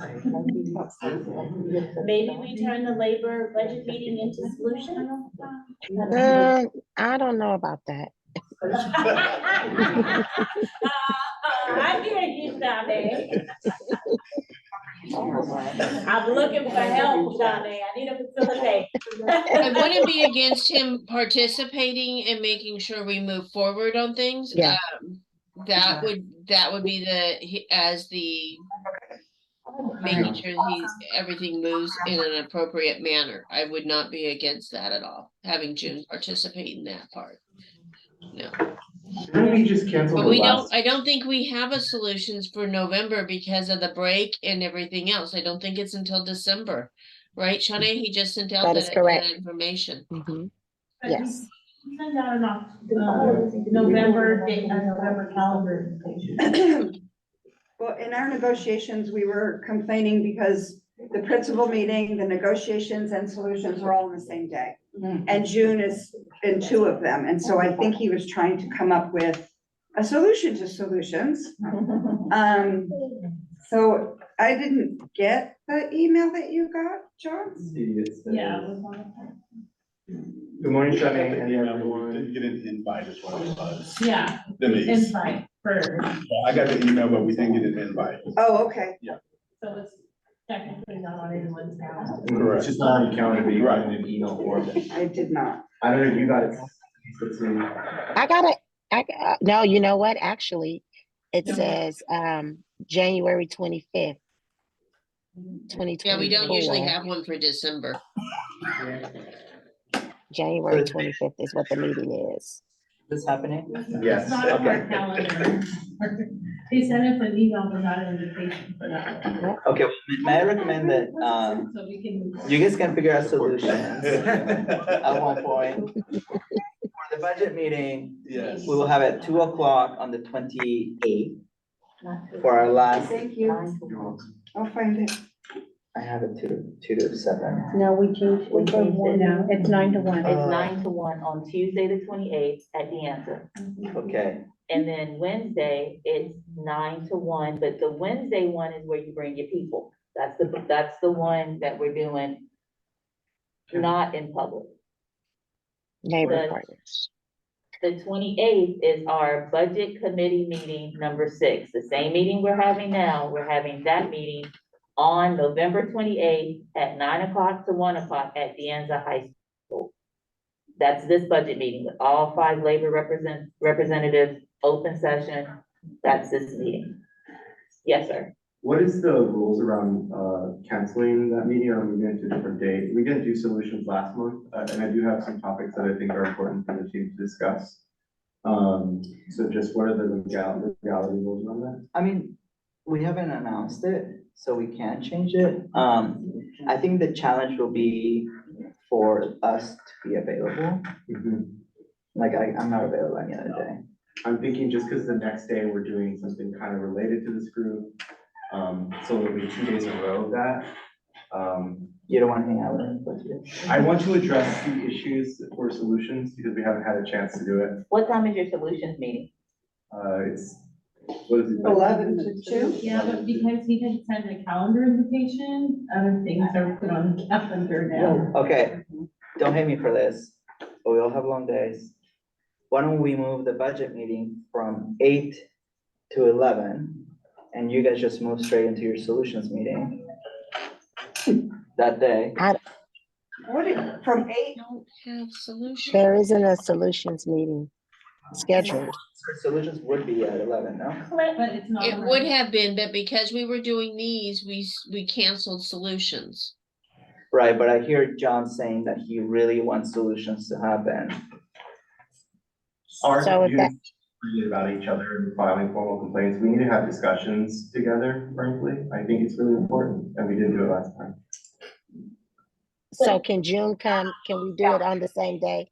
If we invite June for the 20, what is it? I want to get the dates right. If we invite June for the 29th, can we do maybe, is that 9? Like you said, move it down, move this meeting down and do solutions for about an hour? No, we have negotiations from 2 to 5. Yeah, the 29th we Okay. can, the 29th we can't move, but the question is the 28th. But the 29th, you wouldn't be, okay. Oh, yeah, because that would just, don't know. Question. So June did send out invites from January to June. He's very thorough. What I took from that is he isn't planning to meet with us in November or December. Did he reach out and say he was available for a meeting on the 28th? I'm reviewing the message right now. That Okay. was 2 days ago. Because if June isn't available, would we still continue with solutions or not? And I guess that's a question for Dr. Hurst. Here's what it says. Our team decided at our last meeting to reschedule the meeting to the 4th Tuesday of the month at the same time, knowing that the adjustments would have to be made for the upcoming Thanksgiving holiday and winter recess. And if you're all planning to meet today, I'm in to look at that separate. You should all have received Zoom Gov links vacating the 2nd Tuesday of the month. However, no one has started an email thread to venture into rescheduling this month. I guess then no, we did schedule it. Okay. May I offer a suggestion? Our next budget meeting is supposed to be from 9 to 1. That's what we had on the calendars. We go 9 to 11. And if we are thorough and effective, you all can meet for the last 2 hours of what was supposed to be the budget committee from 11 to 1. And if that doesn't work, I give it. Caveat, on Tuesdays, I do library. I will be late at 9:45. Nobody cares, just want to put it out there. The meeting, oh, thanks, friend. The meeting will start without me, but I will be there at 9:45 after I do 5th grade. Well, we can switch it up.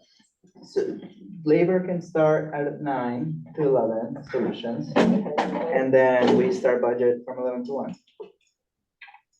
Okay. So Everybody okay with that? this is on the 28th? This is on the 28th? Yes, ma'am. Yes, sorry, the 28th. So the 28th. Okay, I gotta check my everybody's calendar. Still meeting 9 to 1, except we're splitting it, so you guys can have solutions in the morning. Okay, And then we might move straight to the budget meeting.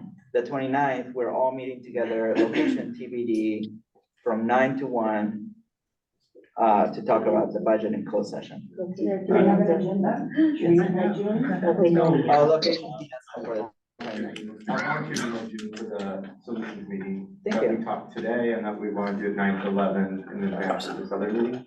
And then Perfect. I'll leave it on can we June. email and with the CBO Moses has her agenda? He usually sends out and says, do you guys have the agenda? Okay, So I just didn't want to send read. mine. Okay. Yeah. I okay. don't know, is now the time to read that? Sure. Okay, so I just want to recap what we're gonna be tasked with doing on November 29th. I think that's the right thing. Yes. So we will not get to choose what the amount is that we have to identify for reduction. So this is not a day where we're gonna be able to say, oh, I see you have 2 more million here, so we get to cut less than 2 million. We have received from the county an expectation that we issue them this list totaling $19 million, okay? Now, then we take our March to March.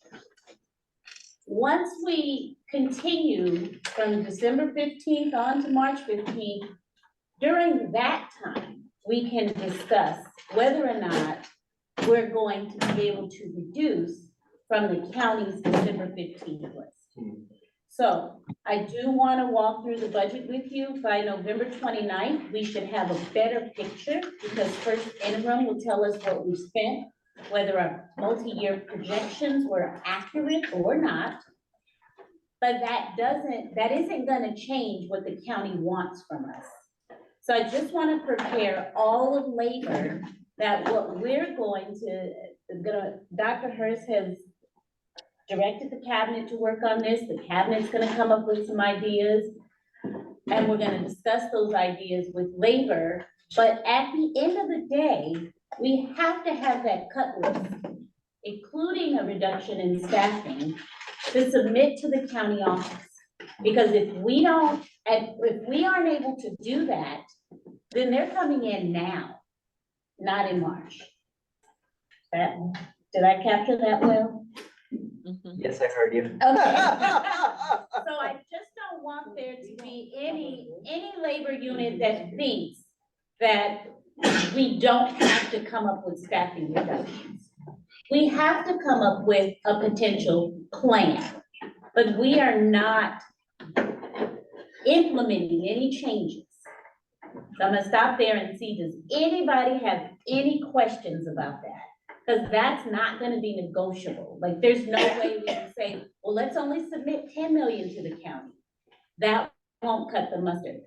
We have to follow the rules of their lack of going concern letter. And their lack of going concern letter says, we need to send them a list of the cuts we committed to at the June adopted budget. Any questions? All right. Okay.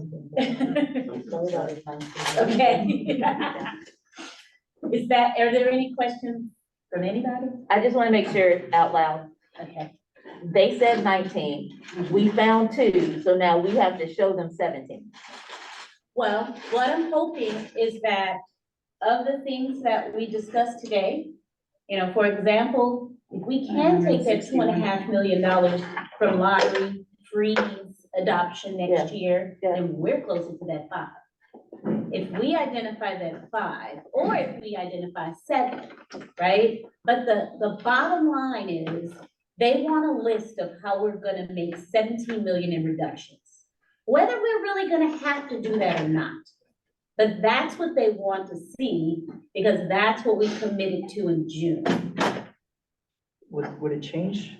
Would that change if the projections for our incoming funding for the following year is smaller than what we were expecting? Absolutely. So, again, we're only submitting a list.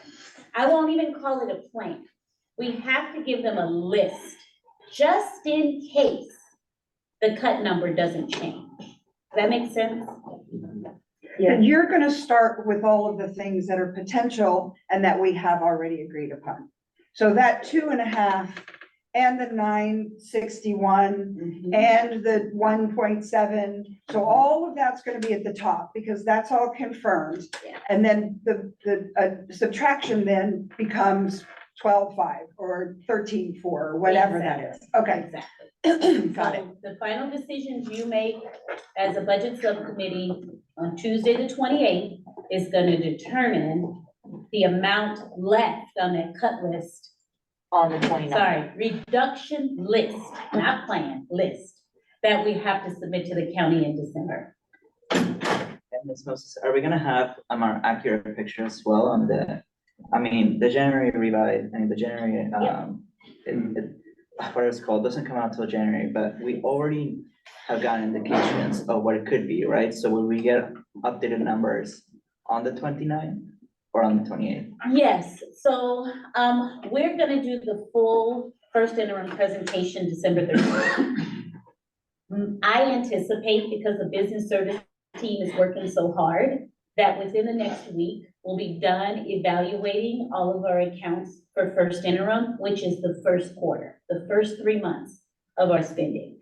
We're looking for trends, we're looking for what's changed in the budget, and some things have changed.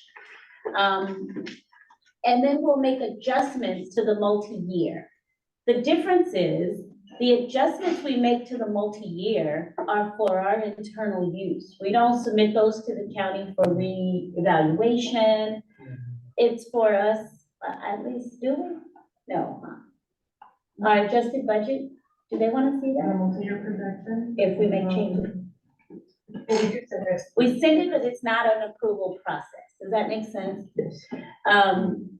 But what they want to see from us is an honor of the commitment we made in June, Got it. regardless of what's changed right now. Got it. But then it's the board's decision, and it depends upon our budget outlook, whether or not you have to enact that, depending on our actual fund balance savings. That's what we're trying to shift as much as we can. So the county would not expect us to update that number, even if our deficit increases because of lack of state funding.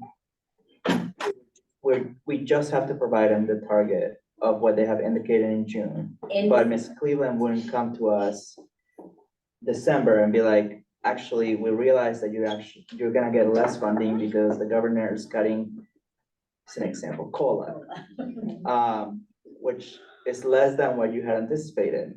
So you actually have to add X number of million to your deficit projections and make more cuts and bring that to us in 3 months. so, I can't answer that because it's not a question I've asked of Ms. Cleveland, but I can ask. Don't ask her yet. Okay. But I think to She President is still Gonzalez, on the call. I know. I'm hoping she's not listening. to President, Let me see if I got a text. I got a text. to President Gonzalez Hoy's point, I would like to know where the finish line is, and I don't want it to continue to be moved, because that's the part that makes me itch like, I feel like it's a rash, right? So once we hit this finish line in December, giving them what they asked for based off June, that we will figure out how we're gonna implement in March. I don't want another finish line, like, I don't want a goalpost move, right? I don't want the finish line move, and now they're like, okay, well, now you have to do it again, and now we want to know. I want an upfront, like, let me know where the finish line is, so then we can all work in transparency, because if oversight keeps putting a thumb on our neck, then we're not gonna be able to move with some real clarity. When are they out of our business? Very good questions. Let me have. Go those ahead and touch discussions. them. Like, your date, out our So business. just an update, I do meet with both, I meet with Javetta multiple times during the week, but, just about every week, Javetta and I also meet with the county CDO. Okay. So I will be bringing these questions to her. And I do want to say that the county is interested in, I don't think that they enjoy being in our business. So I don't think that I think that as soon as we're able to prove that we're making the necessary changes to address our structural deficit and actually stick to it, I think they will happily go away. Great. Okay? And I did see a couple hands, Mr. Chevelle and then Mr. Regarding the meeting on the 29th, is there wisdom, I'm asking the group, in inviting Ms. Cleveland as a sort of external party? Yeah, we had talked about inviting her. Yeah, absolutely. She's here tonight. I saw. Yeah. I don't see her, where are you? She's not. Well, she's She's a Watcher. Oh, watcher. that makes more sense. Okay. Ms. T. So let's say we get to March and the outlook is dire, but not as dire as 17 million. So we only have to slice 13. So now we've got 14. We have to come back as a labor group and figure out what pieces of what we were giving up we can get back. Is that then a decision of someone else to say, well, we're gonna continue with all of these cuts and that goes into a reserve? Like how do we reconcile a better picture than what we're looking at? That is a great question, and I think it's one we have to discuss, because I don't know the answer. I just know I'm gonna very carefully watch the numbers. Okay. So that I can give you the best information that I can, and then take direction. Because I think, and this is just from my point, as we've overspent and done things, and there's been money out in the universe that we never really necessarily knew what it was or what it was used for or all of that, and it's out there, then when we say we're in a budget crisis, we're like, but what about this orb that's floating around or this money? So I want to make sure that whatever it is that we make a decision on, that it's transparent, that if that doesn't need to be cut, that we know exactly where that money is going to go back, who gets their jobs back, who right? And again, equitably, that instead of 10 people, it's 8, or instead of, 100 people, it's 80. Okay, just in the inverse there. All right, are we finished? I think so, unless there's any comments. Any more comments? No? Yeah, great. Can I adjourn it? Lovely. Thank you all very much. Thank you to everyone who's watching. Thank you to everyone in the room. We will see you on the 28th. This meeting is adjourned.